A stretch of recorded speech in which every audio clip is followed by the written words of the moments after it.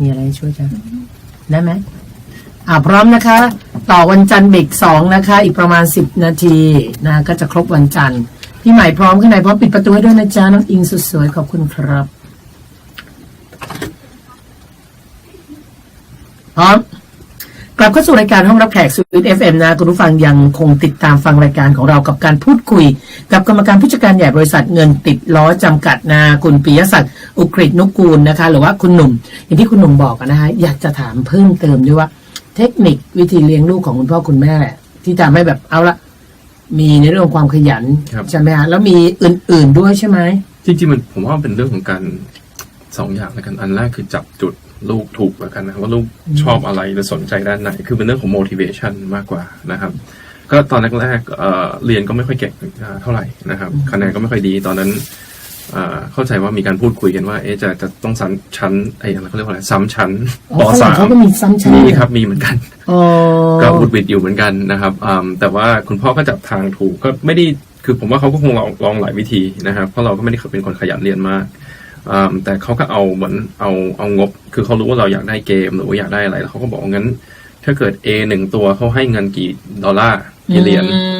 ถ้าเป็น B บวกได้เท่าไหร่ถ้าเป็นตั้งรางวัลให้นะครับแล้วพอมีแรงจูงใจจากรางวัลพวกนี้เราก็ขยันเรียนขึ้นมาทันทีเลยนะครับจากเรียนไม่ค่อยเก่งก็สุดท้ายคือตอนจบมัธยมตอนจบไฮสคูลนี่คือมัธยมก็เกรดเฉลี่ยก็ 4.0 นะครับคือมันก็จะมีแรงให้เราเรียนรางวัลที่อยากได้คืออะไรครับทำไมมันดันไปได้ถึง 4.0 สุดท้ายคือของที่อยากได้คืออะไรตอนนั้นก็คืออยากได้เงินนะครับคืออยากมีบัดเจ็ตที่จะไปซื้อของเล่นซื้อขนมซื้อเกมนะครับก็คือแทนที่เขาจะให้เราเป็นทุกสัปดาห์มันก็จะออกมาเป็นก้อนเป็นรางวัลถ้าเราทำได้นะครับไอ้พวก motivation พวกนี้อันนึงคือผมว่าสำคัญนะครับอีกเรื่องหนึ่งที่เหมือนเขาวางไว้แล้วก็ไม่รู้เขาตั้งใจขนาดไหนก็คือที่บอกว่าตอนเด็กๆสุขภาพไม่ได้ดีมากนะครับแล้วเราก็ถูกรังแกนะครับถูกเด็กในหมู่บ้านรังแกนะครับเราตัวเล็กเราเป็นเอเชียนะครับเราก็ใส่แว่นอ้วนๆหน่อยชื่อเล่นคุณแม่เรียกซูโม่นะครับตอนเด็กอยากเห็นภาพตอนเด็กมาก พอเห็นหน้าตอนนี้แล้วตอนเด็กมันจะขนาดไหนกันเนี่ยฮะก็เลยเขาก็เลยบังคับนะครับก็ตอนนั้นคุณพ่อบังคับให้ไปว่ายน้ำทุกวันบังคับออกกำลังกายเสร็จแล้วเขาก็บังคับให้ไปเรียนเทควันโดคือเขาก็จะบังคับให้เราอยู่ในสถานการณ์ที่เราต้องทำนะครับทำไปทำมาคือบังคับให้เราฝึกไปในตัวแล้วอย่างตัวเทควันโดสุดท้ายเราก็ทำจนได้สายดำขั้นที่3แล้วก็สุดท้ายก็คือสอนเทควันโดตอนอยู่ตั้งแต่ม4 5 กับ 6จ้าก็เลยแล้วเราตอนสอนก็คือผมว่าคือเขาจะสอนแล้วมันก็ไปด้วยกันกับการ make money สุดท้ายแล้วหมายถึงว่าเทควันโดคุณพ่อก็ตั้งรางวัลหรือว่าถ้าสายเหลืองได้เท่าไหร่ไม่ครับคือตอนคืออย่างอเมริกาถ้าเกิดอายุ16ส่วนใหญ่ฝรั่งเขาจะส่งลูกไปทำงานแล้วลูกก็ต้องช่วยหารายได้นะครับก็เราก็ไม่เคยทำงานที่เป็นแบบขายเบอร์เกอร์ขายอะไรพวกนั้นเหมือนคนอื่นสิ่งที่เราไม่ทำนี่เมื่อเราก็มีร้านอาหารคุณพ่อก็น่าจะใกล้เคียงคือตอนนั้นร้านอาหารอยู่ไกลที่บ้านนิดนึงแต่มันก็ต้องขับรถไปไกลนะครับคือเขาก็อยากให้เราเน้นการเรียนนะครับก็มันก็เลยกลายเป็นว่ามันที่เรียนเทควันโดก็อยู่ใกล้บ้านสุดท้ายอาจารย์ก็คือให้เรามาสอนแล้วเราก็มีค่าแรงนะครับก็ประมาณชั่วโมงละ$20ซึ่งตอนนั้นค่าแรงขั้นต่ำที่อเมริกาตอนนั้นชั่วโมงละ$6คือเราก็ได้เยอะกว่าเพื่อนเยอะเลยนะครับก็คือเราก็เทิร์นไอสิ่งที่เรามีวินัยแล้วก็ฝึกฝนมาหลายปีจนมาเป็นสิ่งที่หารายได้มันก็ไปด้วยกันหมดเลยคุ้มค่าแก่การลงทุนครับแล้วตอนที่เราไปเรียนเหล่านั้นมีความรู้สึกว่ากดดันไหมเพราะว่าเด็กๆบางคนบอกว่าบางทีคุณพ่อคุณแม่ให้ไปเรียนนู่นเรียนนี่เราก็รู้สึกโอ้โหเรียนอะไรกันเยอะแยะทำไมบังคับกันจังแต่ของคุณหนุ่มตอนนั้นมีความรู้สึกถูกบังคับไหมหรือว่าไม่ค่อยคิดอะไรมากก็มีบ้างนะครับจริงๆอีกเรื่องนึงที่เขาบอกว่าดีแล้วก็เราก็เสียใจว่าไม่ได้ว่าไม่ได้ให้ความสำคัญกับมันคือตอนนั้นคือเรื่องตีกอล์ฟแต่คุณพ่ออยากให้เราตีกอล์ฟตั้งแต่เด็กนะครับแต่อันนั้นก็คือเป็นสิ่งที่เราคิดว่าบังคับเยอะไปนิดนึงก็เขาก็จะปลุกเราตอนตี 5ให้เราไปตีกอล์ฟก่อนไปเรียนนะครับเขาก็จะพาเราไปซึ่งอันนั้นก็เป็นสิ่งที่เราไม่ค่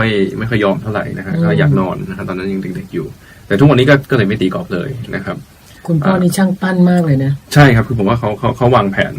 ในระดับหนึ่งนะครับแต่พี่ดีแล้วพี่ว่าดีแล้วที่ไม่ไปตีกอล์ฟเดี๋ยวจะเป็นนักกอล์ฟไม่ได้มานั่งบริหารเงินติดล้อนะถ้าเกิดไปตีกอล์ฟเพราะว่าทำอะไรส่วนมากก็มักจะสุดๆใช่ไหมล่ะทำอะไรก็มักจะทำให้ออกมาดีที่สุดด้วยถ้าทำไม่กี่อย่างนะก็ อยากให้ทุกอย่างดีครับ แต่ในสิ่งที่ตัวเองทำไม่ว่าจะเป็นเรื่องของสอนเทควันโดก็ดีนะฮะไม่ได้มีโอกาสเข้าไปช่วยในธุรกิจของคุณพ่อคุณแม่เลยเหรอในเมื่อเรามีธุรกิจอยู่แล้วก็โดยส่วนมากคนจีนก็มักจะ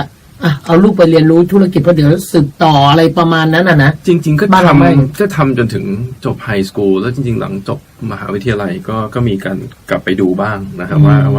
ว่าจะทำหรือเปล่านะครับแต่คืออันนี้ก็เป็นช้อยส์เหมือนกันคือเขาก็ไม่ได้บังคับพอโตแล้วเขาก็ไม่ได้บังคับ แต่ตอนเด็กๆเขาบังคับเขาอยากจะฝึกวินัยแล้วก็ให้เราคิดเป็นแต่พอโตแล้วเราคิดเป็นแล้วเราเลือกได้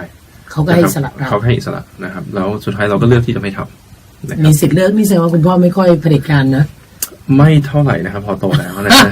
แต่ตอนเด็กก็คือเพื่อให้จัดระเบียบวินัยในเรื่องของการสร้างระเบียบวินัยเนี่ยถามหน่อยได้ไหมครับว่าคุณพ่อคุณแม่ของคุณหนุ่มเนี่ยมีวิธีการสร้างลูกให้มีระเบียบวินัยยังไงเพราะบางทีในสังคมไทยจะมีปัญหานิดหนึ่งคือลูกกลัวพ่อแม่ก็มีบางบ้านแต่ไม่ใช่ทุกบ้านนะคุณผู้ฟังบางบ้านแต่ว่าในส่วนของคุณหนุ่มรู้สึกพ่อแม่จะมีวินัยสร้างวินัยกับลูกได้ดีทีเดียวคือบางทีเขาอาศัยที่เขาบังคับเราไปเรียนเทควันโดแล้วนั่นก็บังคับให้เรามีอยู่แล้วนะครับแล้วพอเราทำงานก็เราก็ต้องมีความรับผิดชอบกับงานที่เราคือเราก็ได้ค่าจ้างเข้ามาเราก็ทำตามนั้นนะครับคือเขาก็มอนิเตอร์ผมว่าบางทีการมีวินัยมันอยู่ที่แพทเทิร์นแล้วกันอย่างที่บ้านก็ไม่ได้มีอะไรที่ต้องทำทุกวันนะครับแต่อย่างน้อยอาทิตย์ละวันนะครับทุกวันศุกร์ต้องทานข้าวที่บ้านด้วยกันแล้วว่าเดือนละ2 ครั้งคุณพ่อก็จะพาไปร้านอาหารใหม่ๆไปเจอประสบการณ์ใหม่ๆก็จะไปจำได้ครั้งแรกที่ได้ทานอาหารอิตาเลียนทีรามิสุก็จะเป็นอะไรที่แบบยังเป็นวันที่จำได้เพราะเป็นวันเกิดที่จะจำไม่ได้ว่าปีไหนวันเกิดของคุณแม่แล้วก็ไม่เคยทานเค้กแบบนี้มาก่อนแต่มันก็จะเป็นหนึ่งใน2 วีคต่อเดือนที่คุณพ่อจะพาไปร้านอาหารแล้วก็ไปเจอประสบการณ์ใหม่ๆนะครับคุณพ่อนี่สุดยอดเลยนะครีเอทในการเลี้ยงลูกน่าดูเลยนะวางโปรแกรมว่าอะไรที่จะสร้างลูกปั้นลูกออกมาได้นะแต่ในขณะเดียวกันในเรื่องของการดูแลลูกอย่างที่บอกนะฮะว่าคุณหนุ่มเองก็บอกว่าไม่ได้เป็นเด็กเรียนเก่งนะแต่ว่าพ่อใช้วิธีการให้รางวัลแรงจูงใจแล้วเรามีวิธีการยังไงที่เปลี่ยนกลายเป็นคนที่เรียนจนได้เกรดเฉลี่ย 4.0 อันนี้ขอทราบเคล็ดลับสักนิดหนึ่งคือเราหัวดีใช่ไหมแต่ไม่อยากอ่านหนังสือหรือยังไงหรือว่าเรียนพิเศษเพิ่มเหรอไม่มีครับไม่ได้เรียนพิเศษเลยนะครับแต่บางทีมันก็ผมว่าดวงก็มีส่วนเหมือนกันคือเราดันไปเราเป็น personality ที่อาจจะไม่ได้คบหาคนเยอะมากนะครับแล้วคนที่เราคบก็จะเป็นสไตล์คล้ายๆกันก็คือที่อายนิดนึงก็จะเป็นพวกเอเชียด้วยกันนะครับแต่เอเชียด้วยกันโชคดีคือคนเอเชียที่อเมริกาก็จะเด็กเรียนกันซะส่วนใหญ่อยู่ในกลุ่มแวดล้อมอยู่ในกลุ่มนะสิ่งแวดล้อมมันก็พาเราไปเหมือนกันคือมันก็กลายเป็นว่าเรานั่งแข่งกับเพื่อนนะครับก็แข่งกันคือแข่งอะไรก็ได้แต่แข่งสุดท้ายคือเรื่องนี้มันมาแข่งกันเรื่องเรียนเพราะมันเจอกันในสถานที่นักการคือโรงเรียนก็เลยมาแข่งกันเรื่องเรียนงั้นเราก็ต้องดูนะว่าถ้าเกิดลูกจะคบเพื่อนอะไรก็ให้มันอยู่ในแวดวงประมาณนี้มันจะได้ไปในทิศทางนี้ได้ใช่ไหมคะคุณพ่อคุณแม่เขาจะสอนให้เรากล้าในระดับหนึ่งอย่างตั้งแต่7 ขวบผมกับพี่ชายก็จะขึ้นเครื่องจากอเมริกามาเมืองไทยทุกปีแต่พ่อแม่มาด้วยไหมไม่มาครับมาเองกัน2 คนก็มีแบบก็เขาก็พาสปอร์ตก็ใส่กระเป๋าแล้วก็มีเงินคนละกี่เหรียญก็ว่าไปแล้วก็ไม่ควรลูกไปอยู่ญี่ปุ่นก่อนถึงประเทศไทยมันก็อะไรอย่างนั้นแหละลูกไปหลงไปเหลิงอะไรเงี้ยก็มีหมดนะครับมีหลงบ้างมีตกเครื่องบ้างมีแบบก็เขาก็บอกว่าก็ไม่เป็นไรมีเงินในกระเป๋ามีเบอร์โทรศัพท์แล้วก็เดี๋ยวก็ถึงเองแต่จริงๆเขาก็มีการฝากนะครับฝากกับแอร์ไลน์ฝากกับสายการบินได้นะฮะตอนเด็กๆก็ฝากได้ปี2 ปีมั้งแล้วเราก็เห็นว่ามันมีร้านค้ามีอะไรของอาหารมีอาหารหลายอย่างที่เราตื่นตาตื่นใจอยากลองเราก็เลยไป explore แล้วก็บอกไม่ต้องฝากแล้วขอไปเองแล้วเราก็ตกเครื่องเลยก็มีบ้างเพราะบอกว่าถ้าเด็กเจอของเล่นหรือเจออะไรที่ชอบบางทีอาจจะไม่ได้ระวังว่ามันไม่พอแล้วนะเวลาไม่พอก็ตกเครื่องแล้วก็ต้องให้ลองถูกลองผิดด้วยตัวเองบ้างนี่คือในส่วนของคุณพ่อคุณแม่คุณหนุ่มนะแต่ว่าในเรื่องของการเรียนอย่างที่บอกนะคุณหนุ่มบอกว่าอยู่ที่อเมริกาถึงแค่มัธยมปลายจบมัธยมปุ๊บกลับมาเรียนที่เมืองไทยต่อหลายคนมีคำถามว่าเขามีแต่เรียนเมืองไทยแล้วไปต่อเมืองนอกนี่อยู่เมืองนอกแล้วมาต่อเมืองไทยมันแปลกๆนะเดี๋ยววันพรุ่งนี้เราจะมาพูดคุยกับคุณหนุ่มกรรมการผู้จัดการใหญ่บริษัทเงินติดล้อกันต่อว่าทำไมชีวิตของเขาเป็นการกลับด้านกับชีวิตของคนไทยทั่วๆไปนะฮะพรุ่งนี้ติดตามได้ในรายการห้องรับแขกสวิต FM วันนี้เรา2 คนลาไปก่อนสวัสดีค่ะต่อเลยนะประมาณนี้ไหวนะได้นะได้ครับ สวัสดีค่ะท่านผู้ฟังค่ะยินดีต้อนรับเข้าสู่รายการห้องรับแขกสวิต FM พบกับดิฉันอนุมาเกษตรพืชผลเป็นประจำทุกวันจันทร์ถึงวันศุกร์นะฮะ 7:30 นาทีก็คือหลังข่าววิทยุแห่งประเทศไทยนะฮะจนถึง 8 นาฬิกาก็คือก่อนเคารพธงชาติ30 นาทีโดยประมาณทุกวันนะฮะเราก็จะมีเรื่องของแง่คิดประสบการณ์และก็แรงบันดาลใจดีๆให้กับท่านผู้ฟังทุกท่านแล้วเราก็ตั้งใจอย่างยิ่งนะคะว่ารายการของเรานะจะเป็นประโยชน์ในการที่คุณผู้ฟังจะเอานำไปประยุกต์ใช้ทำให้ชีวิตคุณผู้ฟังดีขึ้นนะฉะนั้นแขกรับเชิญของเราคัดมาอย่างดีนะโดยเฉพาะแขกรับเชิญท่านนี้นะเป็นคนหนุ่มรุ่นใหม่อายุแค่37 ปีเท่านั้นนะคะน้องดิฉันนิดเดียวนะนิดเดียวนะหลายปีนะฮะคุณผู้ฟังก็เป็นกรรมการผู้จัดการใหญ่นะฮะบริษัทเงินติดล้อจำกัดนะฮะก็คือคุณปิยศักดิ์อุกฤษนุกูลนะคะหรือว่าคุณหนุ่มสวัสดีค่ะสวัสดีครับสวัสดีค่ะเมื่อวานนี้ฟังเรื่องราวชีวิตของคุณหนุ่มนะคุณผู้ฟังหลายๆท่านก็จะรู้แล้วนะคะว่าคุณพ่อคุณแม่พาไปตั้งรกรากอยู่ที่อเมริกาก็เรียนที่นั่นมาตั้งแต่เล็กจนกระทั่งจบไฮสคูลมาถึงม.6 นะแล้วก็คุณพ่อที่เป็นเจ้าของกิจการร้านอาหาร 3-4 สาขาคุณแม่ก็ทำของที่ระลึกให้กระทรวงกลาโหมแล้วก็ส่งไปที่สถานทูตอเมริกาทั่วโลกก็ไม่ใช่กิจการเล็กๆแล้วกันแต่ทำไมในเมื่อจบไฮสคูลแล้วไม่เรียนต่อที่อเมริกาไปเลยคะก็จริงๆอันนี้น่าจะเป็นการวางแผนของคุณแม่มั้งเขา prefer ให้เรากลับมาแล้วก็รู้จักคุณตาคุณยายคุณปู่คุณย่ามากขึ้นนะครับคือญาติที่เหลือนะฮะในนอกจากครอบครัวคุณพ่อคุณแม่ผมกับพี่ชายเนี่ยอยู่เมืองไทยหมดเลยนะครับฝั่งคุณแม่ครอบครัวอยู่เมืองไทยหมดเลยนะครับเขาก็เลยอยากให้เรารู้จักculture ไทยแล้วก็เป็นคนไทยมากขึ้นนะครับแสดงว่าตอนที่อยู่อเมริกาตั้งแต่เล็กจนถึงไฮสคูลนี่มีอะไรที่เป็นไทยบ้างคุณหนุ่มนอกจากสัญชาติไทยก็ได้กลับมาปีละช่วงซัมเมอร์นะครับช่วงปิดเทอมก็ได้กลับมา2-3 เดือนทุกปีก็พูดไทยได้ชัดอยู่แล้วพูดได้ก็ชัดน้อยกว่านี้เยอะทุกวันนี้ก็ไม่ได้ชัดมากแล้วแล้วตัวหนังสือไทยพอเขียนพออ่านได้ไหมครับตอนนั้นไม่ได้เลยนะครับตอนนั้นไม่ได้เลยมาหัดอ่านตอนเข้ามหาลัยปีหนึ่งนะครับนั่นคือเรื่องอ่านแล้วกันนะครับเขียนทุกวันนี้ก็ยังไม่ค่อยเขียนนะครับทุกวันนี้ก็อาศัยพูดเข้าไปในมือถือแล้วให้มันพิมพ์ออกมาตอนนี้เทคโนโลยีมันช่วยได้เยอะให้มันช่วยเรานะแต่มีคำถามสงสัยนะครับเพราะว่าหลายคนอาจจะมองว่าเวลาที่ลูกเราโตเราก็อยากให้ลูกเรียนรู้อะไรที่มันแบบ global อะไรที่จะทันสมัยเพื่อที่จะไปใช้ในการหางานทำอะไรเงี้ยนะฮะต่างๆแต่คุณพ่อคุณแม่ของคุณหนุ่มกลับให้ลูกมาเมืองไทยเพื่อที่จะให้รู้จักวัฒนธรรมไทยรู้จักกับญาติพี่น้องแค่นั้นเหรอแค่นั้นมันเพียงพอกับการลูกกลับมาอยู่เมืองไทยนะมันจำเป็นขนาดนั้นเหรอคุณหนุ่มพ่อแม่บอกอะไรมากกว่านั้นไหมจริงๆอันนี้เขาก็ให้เราเลือกเหมือนกันนะครับคือเขาอยากให้เราลองนะครับก็บอกว่าจริงๆเรียนมหาวิทยาลัยมันไม่จำเป็นต้องรีบก็ได้นะครับถ้ามัน4 ปีหรือว่าอีเวนใช้เวลาเพิ่มอีกปีหนึ่งเพื่อที่จะอันนี้ก็อาจจะแนวคิดคล้ายๆฝรั่งเวสเทิร์นหน่อยไม่ได้รีบนะครับค้นพบตัวเองแนวนั้นนะครับเขาก็บอกว่าลองดูนะครับแล้วถ้าเกิดไม่ชอบก็กลับอเมริกาก็ได้ไม่ได้เสียหายอะไรนะครับไม่ได้คาดคั้นบังคับไม่ได้บังคับขนาดนั้นแล้วก็ถ้าเกิดจบที่เมืองไทยคือสุดท้ายถ้าเกิดจะไปสมัครงานที่ไหนส่วนใหญ่เขาก็จะดูที่จบที่สุดท้ายเขาก็ยังคิดต่อว่าเราไปต่อปริญญาโทที่เมืองนอกได้นะครับก็ยังมีให้ชุบตัวสมมติถ้าไม่พอใจตรงนี้ครับก็ยังมีออปชันอยู่นะครับแต่เขาก็อยากให้เราลองดูนะครับแสดงว่าตอนนั้นคุณหนุ่มกลับมาเมืองไทยอายุเท่าไหร่คะ17ครับ17 ปีเอาละกลับมาอยู่เมืองไทยนะมาอยู่กับคุณปู่คุณย่าคงอาม่ามาเรียนมหาวิทยาลัยแล้วจะเข้ามหาวิทยาลัยไหนยังไงดีอันนั้นคุณพ่อวางแผนให้เรียบร้อยไม่ครับอันนี้จริงๆเขาไม่ได้รู้จักคือจริงๆเนื่องจากภาษาไทยไม่ค่อยได้ก็ต้องเข้าโปรแกรมที่เป็นอินเตอร์นะครับพอดีโชคดีมีเพื่อนนะครับที่ย้ายกลับมาก่อนเรานะครับคือเพื่อนที่โตที่อเมริกาเหมือนกันแต่นั้นคือเหมือนคุณพ่อคุณแม่เขาไปทำงานที่นู่นแล้วเขากลับมาเกษียณที่เมืองไทย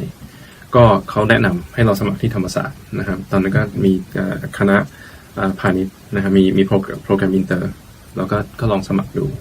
มีคณะนี้คณะเดียวไหมหรือว่าคณะอื่นด้วยณตอนนั้นมี2คณะนะครับที่เป็นอินเตอร์นะครับมีบัญชีนะครับมีบัญชีแล้วอีกอันนึงคือคณะเศรษฐศาสตร์แต่เราเลือกบัญชีเราเลือกบัญชีเพราะว่ามันใกล้เคียงไอ้สิ่งที่เราโตมามากที่สุดก็คือเป็นนักธุรกิจคือเป็นเจ้าของธุรกิจก็คือกลับไปที่คอนเซปต์ว่าถ้าเราอยากจะโตขึ้นเรา make money เราก็คงต้องเรียนเรื่องนี้ให้สุดนะที่บอกว่าเราโตขึ้นถ้าเราอยากจะ make money เราก็ควรจะเรียนมาด้านนี้เพราะมันน่าจะมีช่องทางที่เหมาะสมที่สวยในเรื่องของการ make money หรือเรื่องของการทำมาหากินเนี่ยคุณพ่อคุณแม่เน้นไหม เขาไม่ได้เน้นนะครับแต่ว่าแล้วทำไมเราถึงคิดว่ามันเป็นสิ่งที่เราอยากจะได้ตอนที่เราจบม .6 หรือจบไฮสคูลแล้วจะเรียนต่ออาจจะเป็นเพราะเราไม่รู้จักอย่างอื่นนะฮะอาจจะไม่ได้มีโอกาสลองทำอะไรเยอะไม่ได้ลองทำอะไรเยอะแล้วก็ไม่รู้จักอาชีพอื่นมากนะครับก็คือโตมาในครอบครัวที่มีธุรกิจก็วันหยุดก็ต้องไปทำนะครับก็ในธุรกิจที่บ้านเราก็แค่คิดว่าโตขึ้นมาเราก็คงทำอันนี้แหละนะครับตอนนั้นก็คิดแบบนี้ก็เลยกลับมาเรียนประเทศไทยคณะบริหารบัญชีของมหาวิทยาลัยธรรมศาสตร์แล้วเป็นไงเรียนเมืองไทยกับเรียนเมืองนอกต่างกันไหมถึงแม้จะเป็นหลักสูตรอินเตอร์ก็ตามแต่ถ้าเป็นเนื้อหาการเรียนผมว่าไม่ได้แตกต่างกันมากนะครับแต่ผมว่ากลับมาแล้วก็เจออาการ culture shock หนักพอสมควรเราก็มาซัมเมอร์ที่เมืองไทยทุกปีไม่ใช่เหรอมันก็จะต่างกันนะครับพอเรามาเราก็จะนึกว่าเรามาเป็นทัวริสต์นะครับคือเรามาเป็นทัวริสต์มาระยะสั้นแล้วโลกสวยได้เที่ยวได้ชมอะไรอยากทานขนมไทยอยากทำอะไรทำได้หมดนะครับแต่พอมาใช้ชีวิตอยู่จริงๆผมว่ามันก็จะมีบางอย่างที่ค่อนข้างแตกต่างแล้วในมุมเราตอนนั้นเราเด็กนะครับเราก็คิดว่าแตกต่างในทางที่ไม่ดีไปหมดเลยนะครับเช่นตอนนั้นกลับมาอายุเท่าไหร่นะครับตอน17ครับ17 ปีจบไฮสคูล18ก็เข้ามหาวิทยาลัยปี1ครับซึ่งไฮสคูลที่อเมริกามันก็จะเหมือนที่เราเห็นในหนังนะครับมันก็จะแบบฟรีสไตล์ใส่ชุดยังไงก็ได้แล้วเราก็คือไอโรงเรียนมันก็พอเรียนเสร็จมันก็จะวิ่งไปวิ่งมาคือทำอะไรก็ได้ไม่ต้องมีกฎระเบียบเยอะมาที่นี่ผมว่าเจอชุดนักศึกษาก็งงประทับใจเลยหล่อมากไม่ชอบถูกบังคับคือมันกลายเป็นมีความรู้สึกว่าทำไมต้องให้ใส่ชุดนักศึกษาใช่ครับมีความรู้สึกอึดอัดนิดนึงนะครับว่าทำไมต้องมีนะครับแล้วก็อย่างอเมริกาตอนที่เราเรียนเขาก็อยากจะให้เราถามคำถามไม่เยอะถ้าเราถามคำถามไม่เยอะเขาก็จะคิดว่าเราไม่ได้ฟังหรือว่าเราไม่ได้เรียนรู้นะครับแต่ตอนมาปี1ที่ปี2ที่นี่คือเขาห้ามถามเหรอเขาไม่ได้ห้ามถามนะครับบางทีเราอาจจะถามเยอะไปนิดนึงชินจังถ้าหนูจะไม่ถามหลายเรื่องในทุกเรื่องเราอยากรู้ว่าทำไมมันถึงเป็นแบบนี้นะฮะคือเราก็ตั้งใจเรียนจริงแหละคืออะไรที่ให้อ่านเราก็อ่านแต่ว่าเข้าไปในห้องเรียนเราก็ถามเยอะแต่บางทีก็อาจจะถูกมองในมุมที่อาจจะออกแนวก้าวร้าวก็ได้มั้งครับไปถึงครูและเพื่อนคือครูกับอาจารย์อาจจะมองเราในมุมนั้นเพื่อนก็อาจจะมองเราในมุมนั้นเหมือนกันนะครับคือจริงๆก็เราก็แค่โตมาแบบนี้แล้วก็แค่เราอยากรู้เราก็เลยถามครับก็เลยเกิด culture shock นิดนึงถึงขั้นอยากกลับอเมริกาเลยไหมตอนนั้นถึงขั้นกลับไปเลยครับเกินความคาดหมายค่ะอยู่ได้กลับไปเลยอยู่ได้2เทอมนะครับเทอมที่3ทำเรื่องคือระหว่างเทอมที่2ทำเรื่อง transfer กลับไปนะครับไม่ไหวแล้วจริงๆ1คือไม่ถึงขนาดไม่ไหวแล้วนะครับแต่มหาลัยที่เราสมัครเป็นตอนนั้นแรงค์เป็นเบอร์1ของอเมริกาอยู่ในเรื่องของปริญญาตรีเราก็สมัครไปแล้วก็ติดนะครับแต่คิดว่าน่าสนใจคิดว่าติดเพราะว่าเราก็มีแบ็คกราวด์ที่แตกต่างกับคนอื่นเพราะเราก็เนี่ยโตที่อเมริกาแล้วกลับมาอยู่เมืองไทยเขาก็คงมีคำถามว่าไปทำอะไรนะครับแล้วเขาก็เลยรับเรานะครับก็ผมก็เลยกลับไปเรียนที่อเมริกาได้เทอมหนึ่งมหาลัยดีมากนะครับแล้วหลังจากนั้นอยู่ได้เทอมแล้วกลับมาเมืองไทยใหม่มหาวิทยาลัยดีมากอยู่ได้เทอม1แล้วกลับมาทำไมครับมหาวิทยาลัยดีกว่าเขาใช่ไหมครับ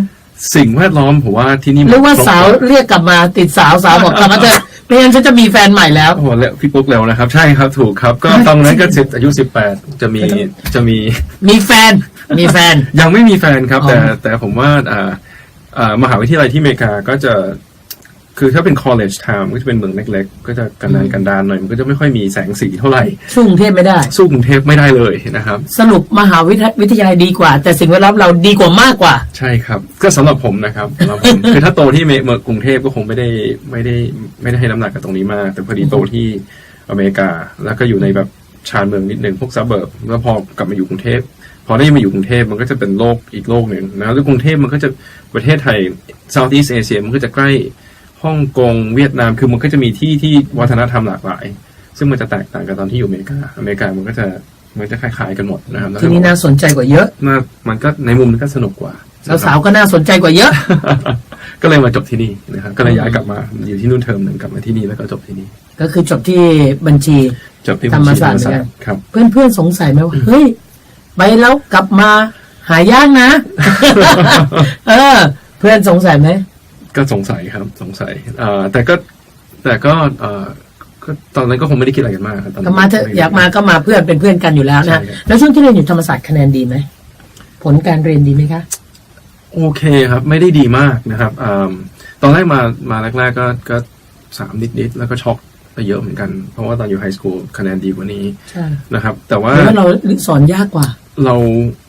คือผมว่าผมพยายามจะหามิติอื่นในชีวิตมั้งคือ explore เรื่องอื่นนะครับตอนอยู่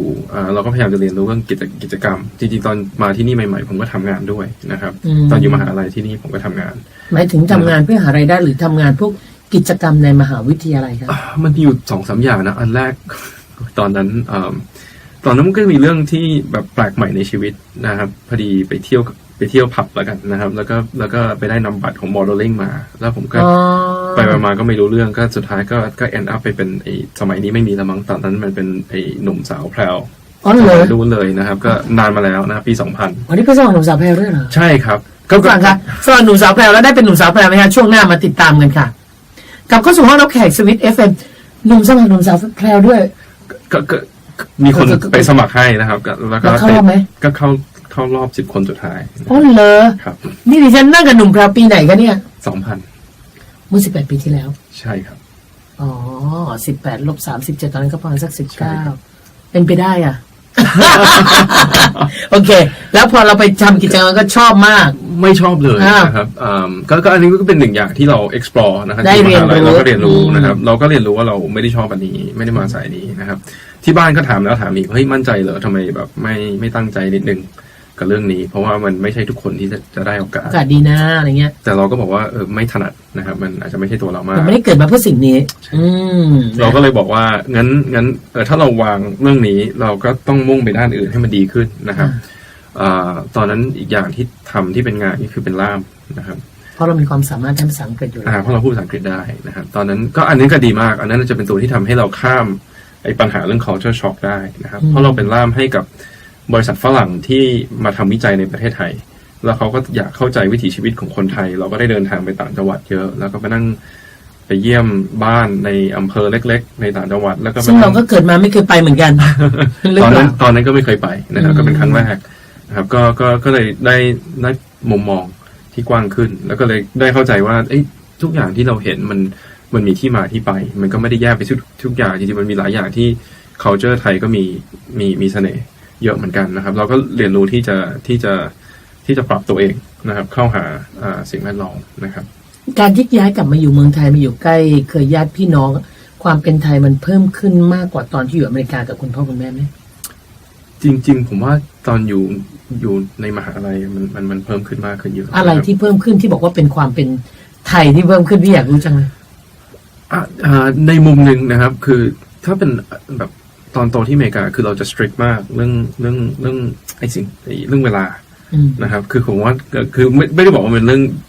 ดีในทุกสถานการณ์นะครับแต่มันก็จะมีความรีแลกซ์มากขึ้นมั้งในสำหรับมุมมองในการใช้ชีวิตแล้วก็สังเกตตัวเองว่าตอนเราทำกิจกรรมกับในมหาลัยเพื่อนรุ่นเดียวกันเขาก็จะ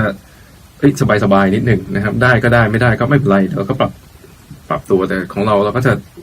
สิ่งที่จะเอาก็จะเอาอย่างเดียวก็จะค่อนข้าง intense นะครับแล้วเราก็สังเกตว่าสักพักหนึ่งเราก็สังเกตเรานั่งบ้าอยู่คนเดียวนะครับว่าคนอื่นไม่เห็นเราจริงจังอย่างนี้เลยคนอื่นอาจจะไม่ได้จริงจังแต่มันก็ออกมาสำเร็จแล้วออกมาดีเหมือนกันนะครับเราก็เลย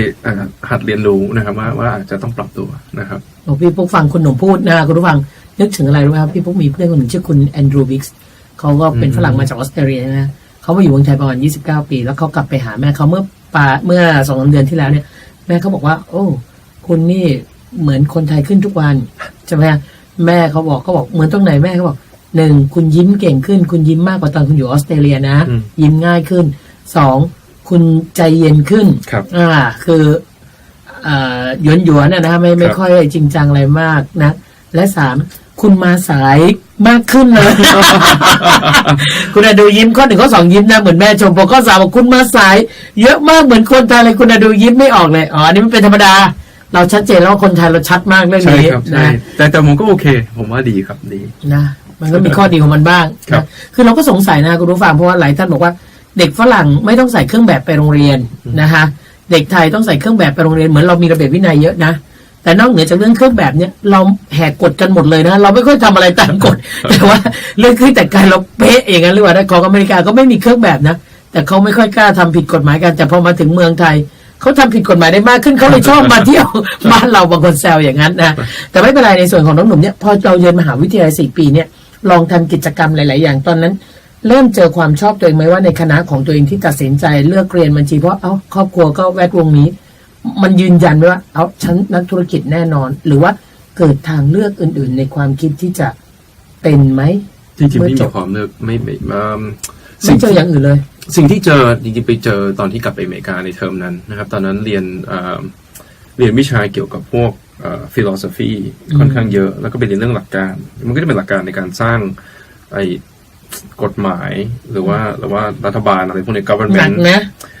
แต่ดันชอบเรื่องพวกนี้นะครับก็เลยตอนนั้นก็คิดถึงเรื่องคิดอยู่ช่วงสั้นๆนะครับว่าอยากเป็นทนายนะครับว่าอยากกลับไป law school เหมือนกันนะครับแต่สุดท้ายก็ไม่ได้เลือกทางนั้นนะครับเพราะไม่รู้จะไปยังไงเหมือนกันไม่ได้มีความรู้แล้วก็ไม่ได้มีคนแนะนำก็แต่แล้วก็คิดว่าโดยธรรมชาติแล้วกันสิ่งที่โตมาคือทำให้เราถนัดเรื่องการเงินเรื่อง finance เรื่องบัญชีเอาที่ชัวร์ๆดีกว่าเอาที่มีทักษะมีพื้นฐานแล้วพอจบมหาวิทยาลัยนะฮะมหาวิทยาลัยธรรมศาสตร์เสร็จปุ๊บเอายังไงชีวิตดีคะก็หางานนะครับหางานสมัครงานนะครับไปที่ไหนคะตอนนั้นก็เป็นบริษัทมีอยู่2 บริษัทบางที่ดูอยู่นะครับอันนึงคือเป็นบริษัท finance นะครับก็เป็นเรื่องเกี่ยวกับการลงทุนก็เราเรียนมาด้านนี้ครับและอีกอันนึงก็เป็นบริษัท consult ก็เรียนมาด้านนี้เหมือนกันเกี่ยวกับเป็นที่ปรึกษานะครับก็เป็นที่ปรึกษาเกี่ยวกับธุรกิจเหมือนกันนะครับสุดท้ายก็งานแรกที่ได้ก็เป็น consult นะครับให้บริษัทชื่อ Boston Consulting Group นะครับ BCG สมัครปุ๊บได้ปั๊บเลยไหมต้องตกงานไหมขอโทษตกงานกี่เดือนไหมมีอยู่ประมาณ8 เดือนมั้งครับที่เหมือนไปช่วยงานอีกบริษัทหนึ่งนะครับก็เหมือนมีรุ่นพี่เขาฝากก็ไปช่วยงานอยู่ช่วงนึงในระหว่างที่เรารอแล้วเราสมัครงานเยอะไหม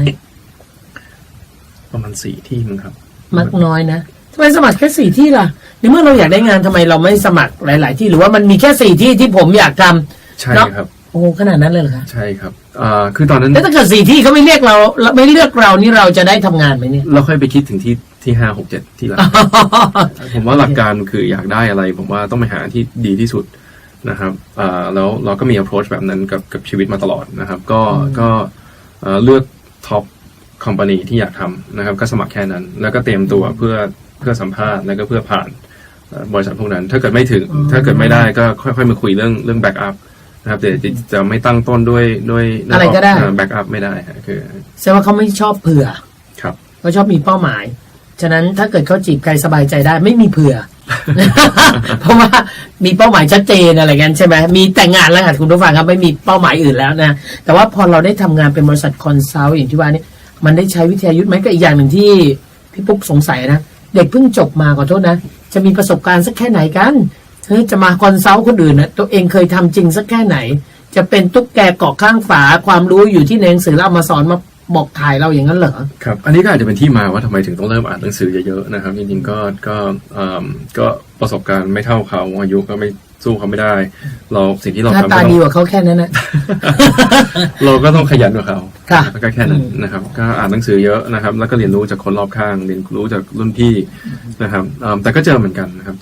เจอลูกค้าที่มีติ้งแรกเลยก็ถามเลยคำถามแรกนะครับว่าอายุเท่าไหร่จบที่ไหนหน้าละอ่อนเชียวเป็นยาโทหรือเป็นยาตรีอะไรเงี้ยก็คำถามแรกในมีติ้งเราก็ช็อกไปนิดนึงนะครับ